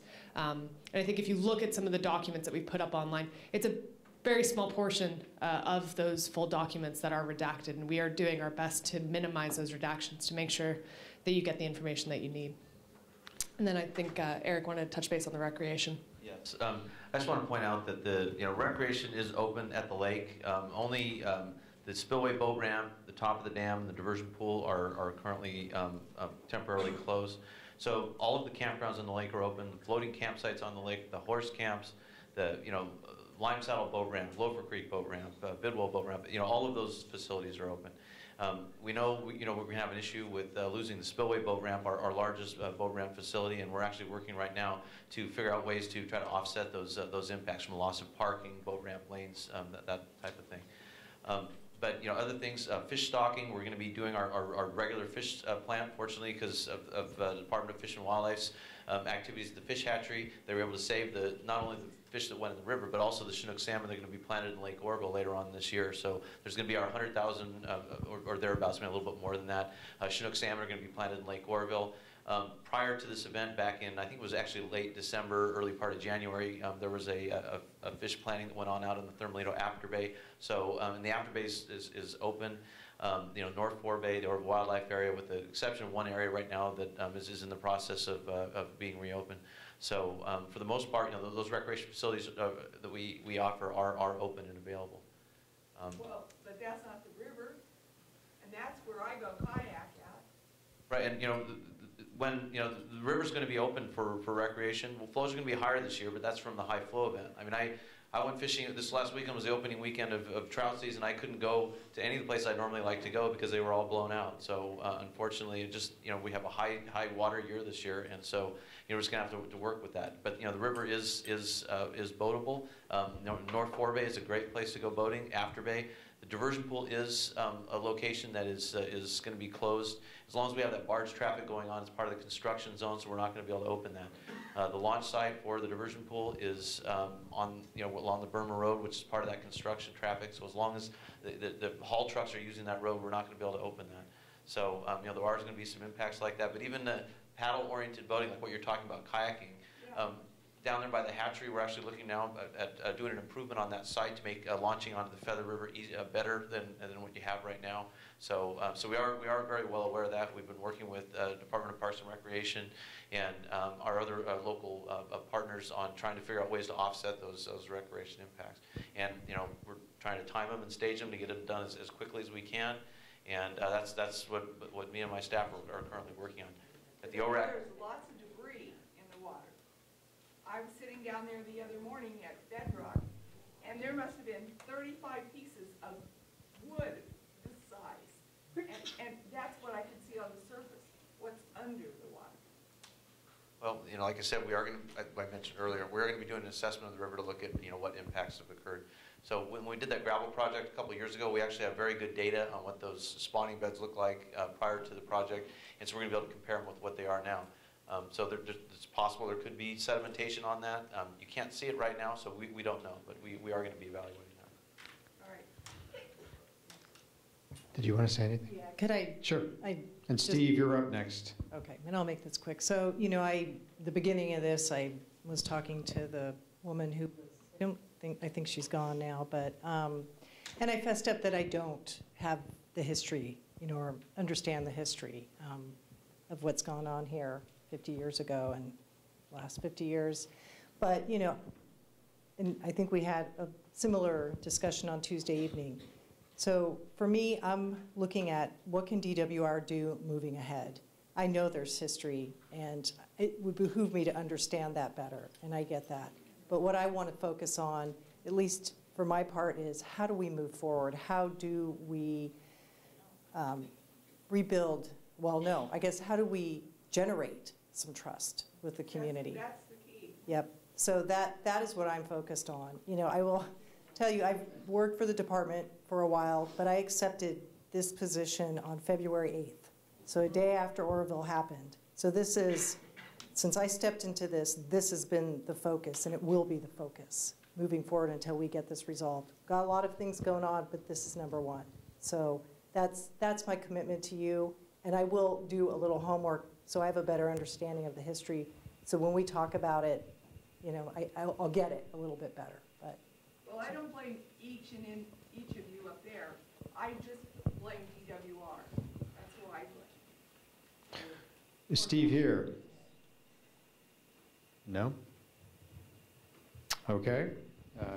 Sandy Linville. And after Sandy, I have Nicole Morris. Would you like your card? Yeah. No? Okay. Hi, my name is Sandy Linville, and I'm the president and CEO of the Oroville Area Chamber of Commerce. Piggybacking on what Mr. Bateman explained with Oroville Strong, one thing that happened as a result of the spillway incident was damage to Oroville's reputation and image. Nationally and internationally, Oroville became known as a city with imminent dam failure. To this day, both the nation and the state, the nation, and international still believe that Oroville is unsafe. We've seen this damage actually has resulted in economic loss. And while you guys may have the campgrounds open and recreation available, we're getting calls asking, is it safe to return? Can we come to Oroville? So one of the goals that we have with Oroville Strong is to actually launch a national digital campaign to show the world and answer the questions of who Oroville is and where we are. Aaron, you mentioned that, yes, you guys are on board with helping us with Oroville Strong. So my question to you guys is, what are you planning to do to actually restore the image that we've lost?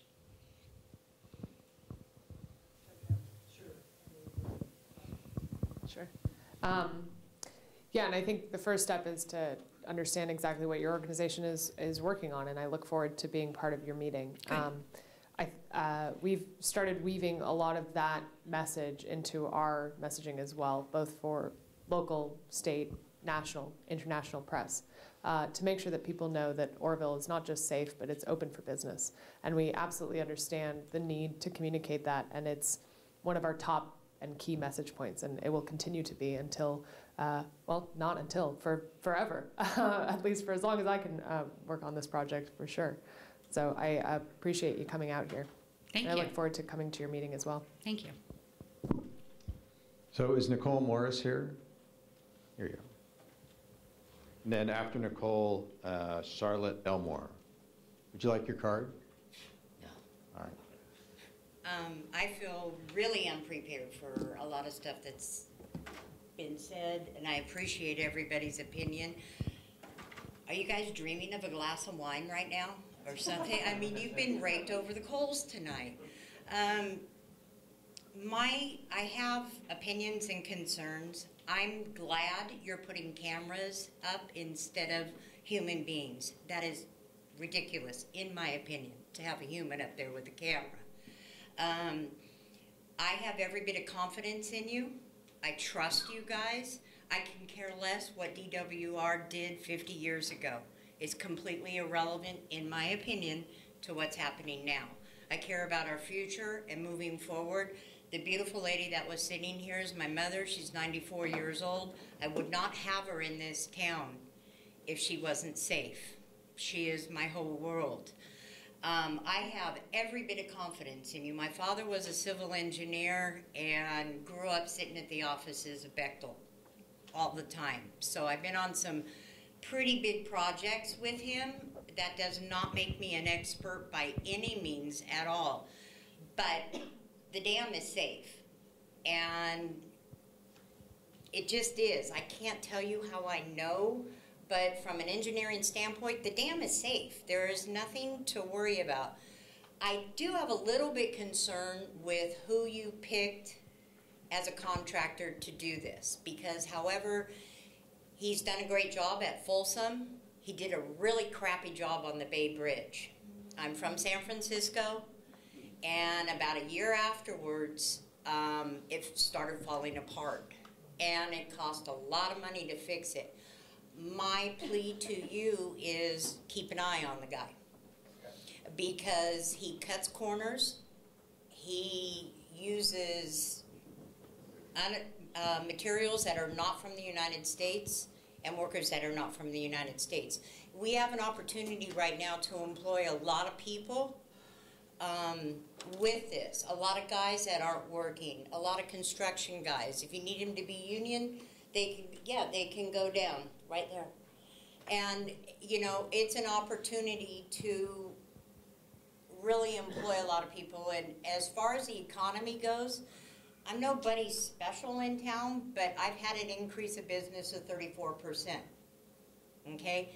I know my sister's house before this incident took place was valued at $187,000. It is now valued at $249,000. All the houses, from an economic standpoint, the houses in town are selling like hotcakes. And so the worst part's over. The tragedy is over. And whether there's, and with all due respect, ma'am, whether there's debris and stuff, that is part of what happened. It's not going to happen overnight. They're not going to fix it overnight. They can't clean it up overnight. It takes an organized plan, and that plan has to be executed. To ask these people to tell you what's going to happen in 50 years, if they could do that, I want the lottery numbers. Because I can't say what's happening tomorrow. Nobody can. I know that you guys are trying. I trust in you. I believe in you. And I hope you have a big glass of wine when you get home, because you guys deserve it. Thank you. Oh, Nicole, you have no idea how badly I want a glass of wine. These nuts are not quite cutting it. So let me address a couple of things about Kiewit. I personally don't have a lot of familiarity with what they did on the Bay Bridge. I do have friends at Caltrans, and they've been dealing with that ordeal. But like I mentioned, the reason we looked very closely at Kiewit was because of their success at Folsom. And we participated and saw a lot of the work at Folsom. Kiewit's made a real, I'm going to give a Kiewit plug here because we're really happy they're on this job for many reasons. First of all, they're bringing in some of their top managers that they would otherwise be working elsewhere in their regional western region, and they're going to be on site. So those are some of the people that are snapping up your rentals and your homes and lodging. Kiewit has a Spillway website that they put forth to make available to all of you at my request. And those are for people who are interested in jobs. Those are for people who do catering because they're going to buy food, they're going to buy clothes, they're going to be shopping in your restaurants. So if you have, or your vendor, whatever, that's an all-purpose email for you guys to contact Kiewit about what you may need to offer to them and opportunities. And so they're going to be manning that website, that email address for all of you as well. Thirdly, we have been really impressed. The department is what we call partnering with Kiewit, which means that myself at the highest management level with their vice president have a communication. So we're going to be monitoring quality. So not only are we looking over their shoulders, but DSOD, the Division of Safety of Dams, and FERC are also there overseeing it. So if we don't catch something, DSOD will and/or FERC will. So all three of us are doing checks and balances to make sure that not just that we're providing a quality design, but that it's actually a quality execution and construction contract. So I just wanted to make that point. Also, talking about the cameras, Kiewit is going to be putting up we call it the dam cam, and it's not a live feed, but what it is it's going to have multiple camera locations, and they'll be taking snapshots every 30 minutes. And so then you can go in and you can zoom in on those cameras and you can toggle them. So everyone will have access to that. And you can also they have a time lapse. So then you'll be able to go back to the start of that project and see that progress from up to that date. You can also then go back to a specific day to look at a specific time at a specific 30-minute interval to see what the progress was. Okay. I have a card from Roger Hart and Sandra, is it Vollendorf? Is Roger Hart here? Roger? No? Okay, so Sandra, you're up. Do you need your card? No, I okay. don't. I've lived here. Hello? Yes. You got it? Okay. I've lived here all my life. I was born here. I've lived in the same place along the river. I'm only a half-mile away from the bank, 2 miles down from the bank. They really need you to come right up to the Dude. mic. There you. No, that's right. Yes. Come on, right up close. That's Right how. about here? Yeah, right there. That's good. All right. I was born in Oroville. I have lived within a half-mile of the river. Once the dam was built, or 2 miles down, I have never felt unsafe, ever. Now, I can understand why people are upset. But when I spent lots of time on the river, I was taught about the river. I seen the river. I was here while it was wild. I remember those things. It is a force to be reckoned with. It is apparent to me that the people that come to these meetings do not have the same education on the river as I was afforded. We had evacuation drills in school. We had all kinds of things. They build in the floodplain. If they should be complaining to anybody, it should be the departments the county departments that issue the licenses for the building.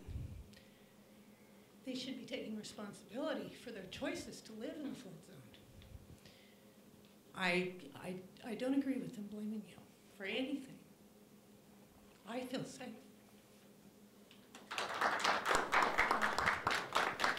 Always have. I just want to say thank you. I appreciate it. We need to hear from someone who, who feels comfortable here. And anyone who isn't comfortable, they should move to higher ground.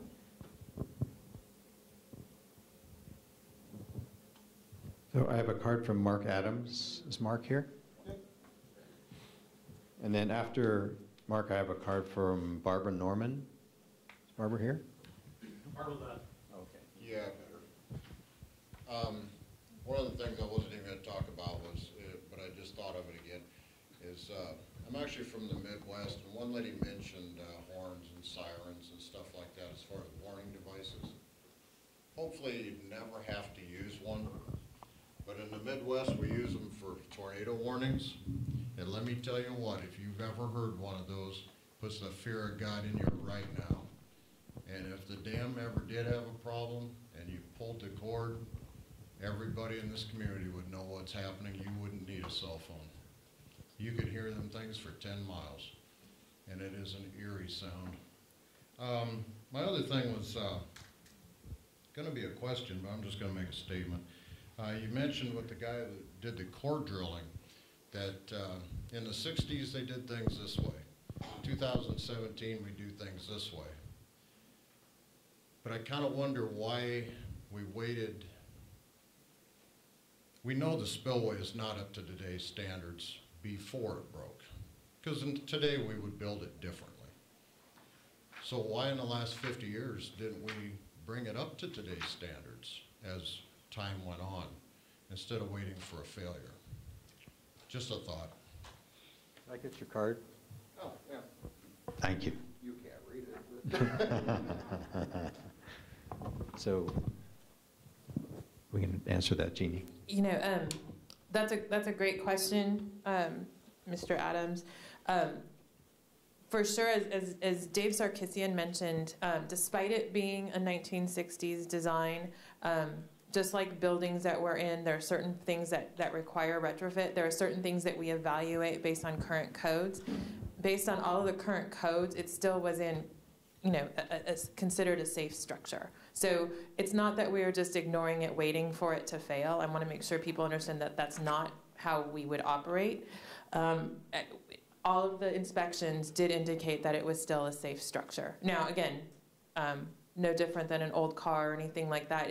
If you were to redo it, you would definitely do it to current standards, probably because you can't even get the same building materials and the same parts for some of those old types of things. So you have to kind of think of it in that perspective. But we weren't just waiting for it to fail, and based on all of the calculations and analysis and the inspections, it was still considered safe for continued use. There are other facilities in the department that we do look at that do require modification, and in those cases, we actually do make them. And I just wanted to add one thing about that. Right after the incident, the Governor Brown actually put out a legislative package that I believe is still being waited on for the legislature to vote on it. But it bolsters our dam safety inspections and our emergency action plans and our inundation maps and the policies around those.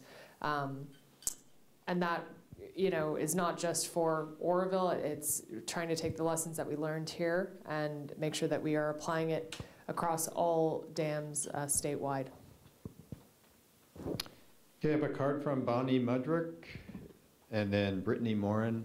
Is Bonnie here? No? How about Brittany?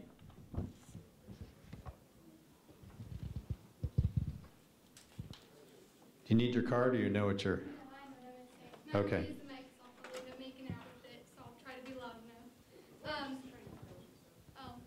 Okay. Well, so I just want to know what they were doing at the bottom of Cherokee Road. They wouldn't work during the day. Then all of a sudden in the evening, you'd see a ton of construction workers. Then at like 1 o'clock at night to about 1:20, you would still see them out there working. The bottom of the road would be all lit up. They're still running the machines that late at night. What are they doing? Leroy, do you have the answer to that question? Well, Leroy is our roads task force. Come on up. Let's get to a microphone here. so here's the deal. Please go to the podium. We have a lot of. Come on up here. It's easier. So we have 24/7 work going on. Okay, when it first happened, it was a matter of get it done as soon as you can, as much as you can. And correct me if I'm wrong, June 1st, you're going to see a lot more of that because it's going to get real busy. Cherokee Road is one of our access points. Burma Road is one of the places that we decided we're going to use for one of our haul routes. Cherokee Road leads to that. So there's going to be some improvements done to that section of Cherokee Road, and it's going to be used heavily. And it's going to be used heavily for at least the next 3 months. At the end of 3 months, we'll have to see what the next design is, find out what the haul routes, which ones they're going to be using. We're sort of at the will of the contractor right now. We have a defined haul route. He gets to use it any way. They get to use it any way they want. You're going to see a lot of this traffic at night. We're trying to minimize some of it. There will be some constraints on them. I don't think they're going to be working on Sundays from what I hear. There will be some limited hours that they'll work, but it's all based on them getting the job done by November 1st. Okay, and do you know if Derrick Road, if they're going to be using that road up on the mountain by chance? I have not heard Derrick Road. Derrick Road is not part of our haul route. Okay, because I know there's been a lot of fixing up there, like going up there. So PG&E also has a lot of projects going on, and they're doing a lot of fixes. On the bridge too, but I know that road's been completely destroyed, and then you patch it up, and then they run the semis over it, and I couldn't get my poor car. I scraped it so many times because of those tire marks. Yeah. So specifically on Cherokee Road, there is an area that was really, really bad, especially when you come down. And if you notice, we did some really good patches there before the Wildflower Century bike ride that went on. We did that to make it safe for the bike ride and also to make it safe for the people that were driving there. We widened it out as much as we could. Yeah, that's going to be reconstructed as part of this part of the construction. So you'll see a lot of improvements in there. At the end of the day, you're going to see a lot of improvements on your roads. Okay. Okay? All right, thank you. You're welcome. Thanks, Leroy. Anything else on the table? Okay, Denise Ryan, are you here? She wants me to read it. Okay, I will read it. Let's see. This is Dr. Ralph, who's president of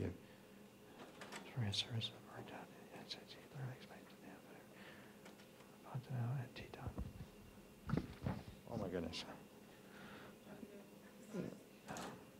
Well, there's a lot on the card. Okay, and I want to be respectful of this, so I'll give it my best shot. Okay, on YouTube, National Dam Safety, Seepage and Piping, Dr. Ralph B. Peck, DCEPE, who is President Ford gave a Medal of Honor in Science for his services and work done in the United States. He thoroughly explains the dam failure with Fontanelle and Teton. The dam failure things we got going on, even the design of their earthen dams are the same. Red flag. He talks about blasting in the bedrock, creating cutoff walls and more, and the part those choices in their complete dam failure. These are things you should already know, DWR. Dr. Peck said the challenge for dam owners to maintain an active awareness both of the operating conditions of these structures and of the risks they pose to the public. It's easy for dam owners to concentrate on the cost management of their, business and lose the self-discipline necessary to monitor and maintain structures so they are safe. Please make necessary changes.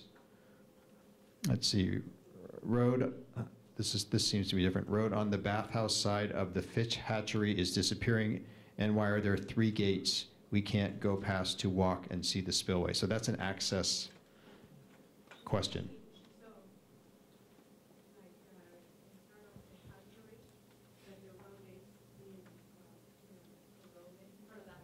The road in front of the hatchery. Okay. Hello. You're on. In front of the hatchery, the road is being corroded. So I'm going to address the first part, and then if you want to come up and speak to that. Oh, she's Facebook Living with you. Perfect. Okay. How'd I do? Okay. All right. Good. As far as the Professor B, I can speak to that piece, and I'll say hi directly into the camera there. Great. Professor B's report, we actually had an opportunity to speak with him on NPR and do an interview back and forth with him and look at his report findings. There was a couple words, I would say, that were missing in the coverage and in his reports, being that these are potential failure and failure modes or causes of why what happened up at the main spillway. And Professor Bay, when we pointed that out to him on that interview, he actually said, absolutely, that's exactly what my report is. They are potential causes. They are not the absolute fact and truth. And that's exactly why we have this forensics team on board to look at those potential causes and dig in and figure out which one or which ones actually caused this problem. And then, do you want to talk about the roads? Here, I'll go out. You can sit down right next to her. So here's the deal. I don't know exactly. Well, you talk to the camera. So I don't know exactly which road you're talking about next to the fish hatchery, but we've identified through a condition road assessment all the damages that were done from the response portion of the incident, and we're also working with the city and the county on coming up with a plan for fixing the roads at the very end of the day. If that's a public road, that would have been identified by the city or the county, and we will fix it. And we are working with the city and the county to have those fixes done as soon as we possibly can. As I said before, we're committed to take care of a certain amount of roads that we are agreeing with the city and the county that were damaged, and we're going to take care of the haul routes that we've identified will be used throughout construction, and we will fix those haul routes to brand new roads at the end of the day.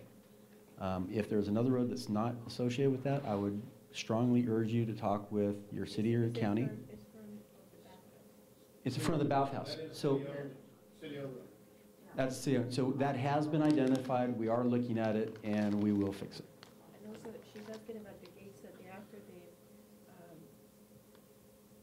tunnel. She goes for long walks all the way to the diversion through the side, side of the gate. There are 3 gates that you have to go past to walk and see the spillway. So I don't know, Eric, if that's Eric, can you help me out with the location on that, please? Yes, I think she's talking about the Brad Freeman Trail. Okay. So we recently reopened that section of the Brad Freeman Trail. Yes. So those gates were put up as a closure to allow access to a portion of the Freeman Trail and the Dan Beebe Trail. And so people can make a loop and actually get along the side of the diversion pool, at least the lower portion of it. The area from there upstream going towards the spillway is still considered part of the construction zone, so that's the reason why those gates are closed. We are awaiting the final plan for the haul routes and where the construction traffic's going to go. And once we have that, we'll know whether or not we'll be able to open up the rest of that trail. So we would like to be able to open the rest of the trail, but it really depends on whether or not it would interfere with the construction zone. So we're still waiting on that. If you can get a little bit further, yes, you can. And but besides that, we actually have another plan to develop some type of a viewing, like a platform area where people would be able to look at the spillway. So yeah. So those 2 things are in progress right now. Okay. Oh, so yeah. So you can. Okay. So the question was, how far can you go up the old railroad grade? And so you can go into the Lakeland Trailhead. So it's reopened again. So it's under its normal, closes at night, but it's open during the daytime. You can go up that trail. I would say maybe 2 miles. Aaron, is that about right as far as the Lakeland reopening? How far can you go up the Freeman Trail? About a mile and a half. Okay. About where the ponds are? Yes, yes. In fact, you can pass the first pond. You can't quite get to Glen Pond, but you can get to the first pond. Okay, thank you. Facebook is with us. Okay, Tobin Witt, are you here? No? All right. Then I have a card. It says Facebook, Felicia Castro. Is probably.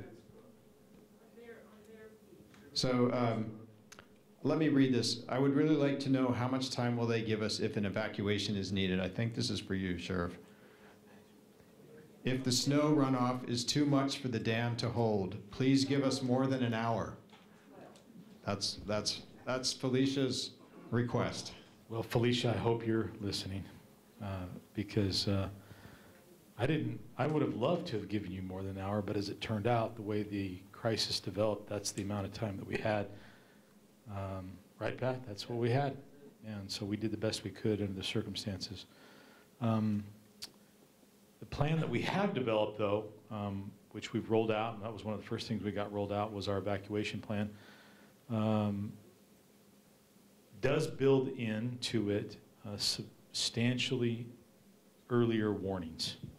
Our goal would be to give people at least 12 hours of warning before any crisis would occur.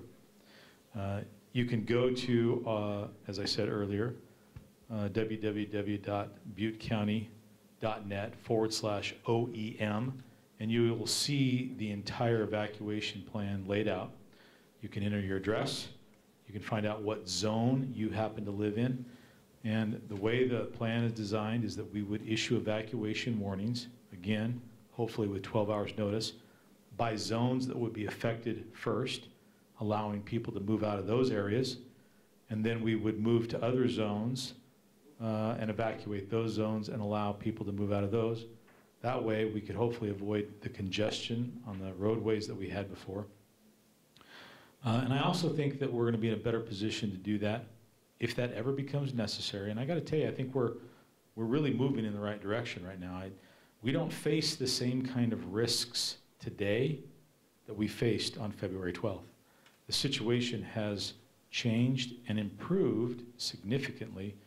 And I feel comfortable saying that because I watch this every single day. I'm in contact with DWR on a regular basis. I speak to Acting Director Croyle on a regular basis. I have basically unfettered access to the information I want. And so I feel confident in saying that the risk we face today is much, much less than the risk we faced on the day that we had to order the evacuation. But we learned a lot from that evacuation. We learned a great deal more about the things that we need to pay attention to and what can go wrong. And that information will allow us to provide a much, much earlier warning. That information also allowed us to develop a much more sophisticated and a much better evacuation plan going forward. Now, there's work to be done, and I love to hear about people talking about the need for sirens. That's something that we've had, as I understand, in the past. Somewhere along the line, they went by the wayside. But along with that, I think over the course of time, the dam became a fixture that people didn't think much about in terms of potential risk. This has allowed us to revisit that issue, and one of the things that we're going to do going forward is work with the various entities, the city, counties, and so forth, to try to get back to where we have those kinds of warning systems in place, in addition to the warning systems that we have, which include our relationship with traditional media, emergency broadcast system, our presence on social media, and our emergency mass notification system, which I would also encourage all of you to sign up for. And you can do that again by navigating to the website that I talked about. So I agree wholeheartedly. I don't ever want to have to be in a position where all we have is an hour. I want to be in a position where we can give people plenty of warning. And quite frankly, I hope we're never in that position ever again. Right, guys? Yeah, exactly. Okay? Yeah, you have a follow-up? I'm going to take it. Okay. If it starts over again, is that when y'all will let us leave early? Yeah. They said it started coming over at 6 o'clock that morning. Why didn't you ask us to leave at 6 o'clock that morning when it started coming over? Yeah, well, because at that point, I don't think anybody understood or recognized. It never happened before. You didn't know what was going to happen, so you should have told us to leave. Okay, so let me explain. Okay, so we had been speaking a lot about the fact that it was going over the emergency spillway. We were putting that message out, letting people know what was going on. But the erosion, which was moving much, much faster than I think what anybody anticipated, ultimately became very apparent that it threatened the emergency spillway. And that's when it was Pat that told me, we've got a problem, right? And when I heard that there was a problem and what the potential problem was for, that's when it became apparent that we had to issue that warning. Again, we learned a lot from that, and I think we have a much, much better idea of what's going on. So I talked about early warning signs. Well, if we get to the point where it is rising up to the top of the emergency spillway hours before it ever peaked over, I would issue that evacuation order. But you got to understand, and I want people to be clear about this, because if you get the evacuation order that says in 12 hours it's going to go over, I want you to listen to what we're doing. Don't put us back in the position where we have everybody trying to get out at the last minute, right? Yeah, you'll listen to me, right? All right, I'm glad to hear that. Exactly. So that's why it's important. Yeah, no, I understand that. So that's why we want to build that in. Okay? All right, you got it. All right, thanks everybody. One more back here, Sheriff. Can I ask you, first of all, I'd like to thank you for making the call you did. I haven't had the opportunity to introduce myself. I know it was a difficult decision. It was. I've sat in those environments before, and all I can say is I'm damn proud of you for making that call. Thank you. I appreciate First off. that. Thank you, sir. Secondly, I want to ask, what specifically, because I've read it and I've heard it, what specifically did you hear that day that made you make that decision? Things were progressing a little faster than what people had thought. What specifically was it that made you folks make that call? Yeah. Well, I'll tell you, Pat, do you mind if I talk about you a little bit? All right. Stand up here. Come here. This is Pat Whitlock, okay? And that is a story that would take a while to tell in its entirety. And I probably will never do it justice. What I can tell you is this. I think I first became aware of the problem when I walked over to tell Pat that I was going to go home for the evening, because at that point, I wasn't aware that there was an issue. And Pat was becoming aware of the issue at that very moment, right? And what I recall is you saying, and as I walked up, you saying, this isn't good, I don't like this. And then I heard Pat say, does the sheriff know about this, right? Yeah. And at that point, he and I began to talk about what was going on.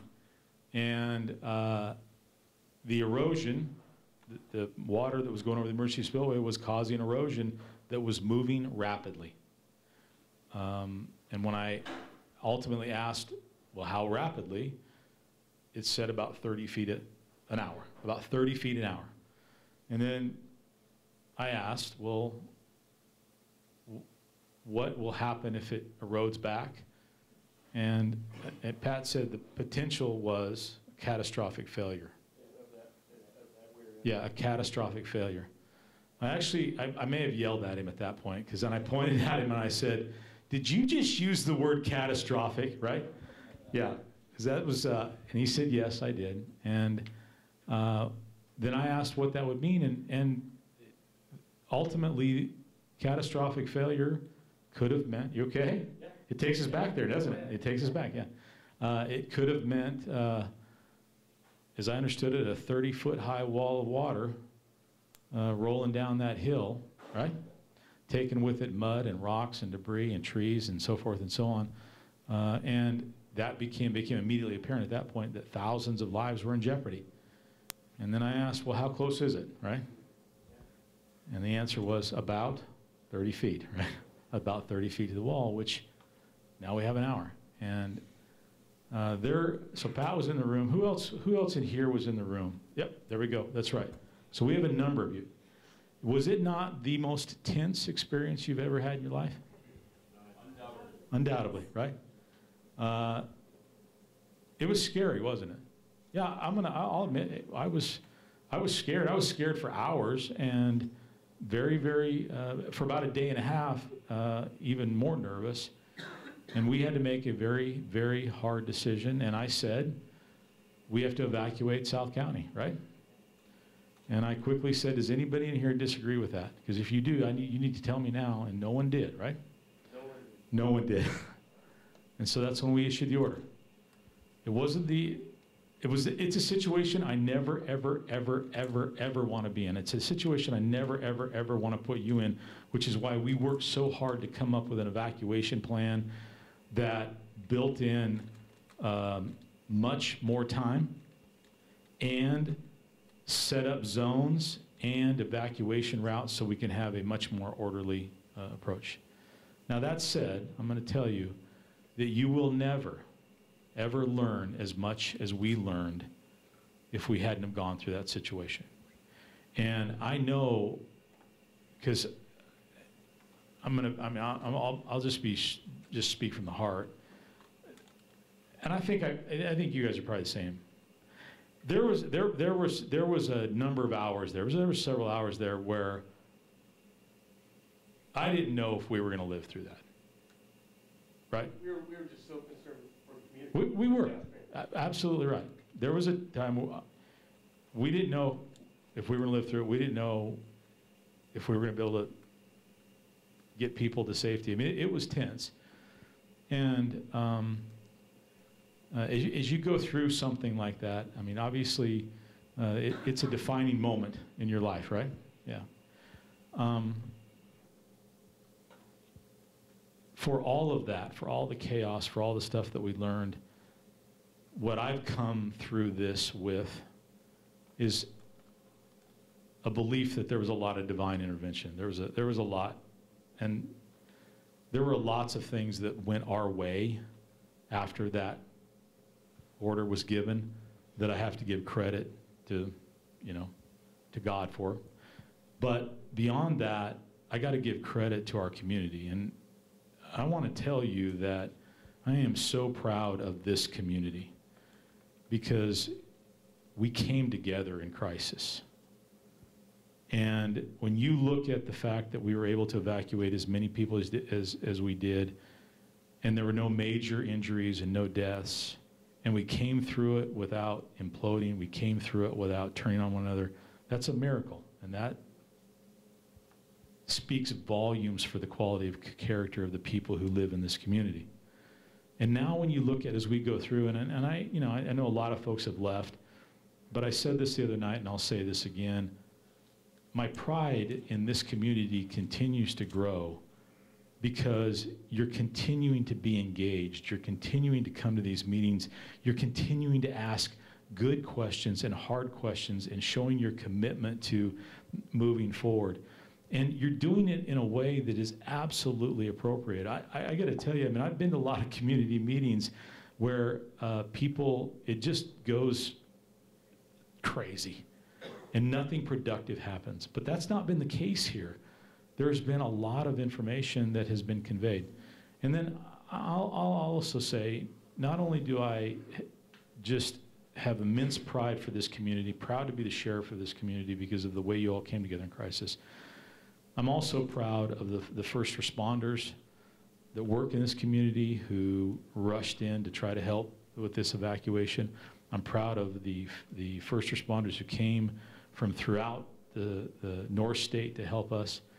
And I gotta also tell you, and I know that they've taken a lot of kicks, but there were incredible acts of heroism on the part of DWR employees that night and that has gone on continuously, because while the people that I was in command of, the first responders, were doing everything they could to facilitate the evacuation and protect people and protect the areas, behind the scenes, there were DWR employees and many of them is in this room, who were fighting another fight, and that was to get that water down so that it was no longer going over the emergency spillway so that we could avert a catastrophe. And there were guys who climbed down into the canyon, right? That's what that was. It was a canyon, right? When the water finally got down, and they climbed down and began to assess that immediately that night so that we could start making decisions. And when you see pictures of the Hyatt Powerhouse and the fight that they waged to protect that from flooding, to keep us from losing the Hyatt Powerhouse, that's incredible, folks. And I got to tell you that if we had lost the Hyatt Powerhouse, there would have been another catastrophe. It may not have been right away, but there would have been another catastrophe going forward. And so I respect and understand completely the history and the animosity, but as you've noted, these folks, many of them are not part of that past. They're part of the present, they're part of the future, and they're trying to move us forward. I've come to know many of these folks in DWR, and I count them as my friends because they're good-hearted people. And when the moment came when we realized that the public's safety was in jeopardy, they supported what I had to do. They fought the fight side by side with me. And going forward, despite all of the missteps, okay, despite the missteps that have happened in terms of communication, there has been an absolute effort here to get much, much better about communicating, about being open, being transparent. And I'll just say this about Acting Director Croyle, who can't make it. He's in Washington, D.C. right now. I'm sure it's part of this whole thing. But do you want me to give the microphone back? Am I okay? Is it okay? All right, that's okay. I've come to know him as well. And he made decisions that night which are behind-the-scenes decisions, but they were decisions that helped me do my job, that they were decisions that helped save potential lives, right? And you also got to understand, he had the job 6 weeks when this thing went down, and he has really done a lot to try to move this organization forward and deal with this crisis. And you took the job the day after this happened? Okay, is there a psychiatrist in the house? Because I need to get you some counseling or something, okay? No, in all serious, right? My point is this. I'm glad you're here. I'm glad they're here. I'm glad we're working this out. There's a lot of positive things that can come from this, and this is all part of it, this community engagement, this asking the questions, this working through all these things is really going to be positive things. Now, that was a long-winded response to your very simple question, and I'm going to tell you, I didn't even do it justice. I don't even know how to follow that, Sheriff. My friend, thanks you very much. All right.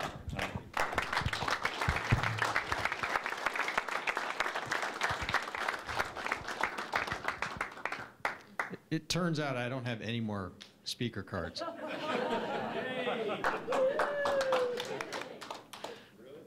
Really? I dare you to try and follow the sheriff. Okay. So I think unless there is someone who has another question or has another card, I'm just going to turn it over to you, Cindy, and you can follow the sheriff. He offered to get you counseling, so I think you need to.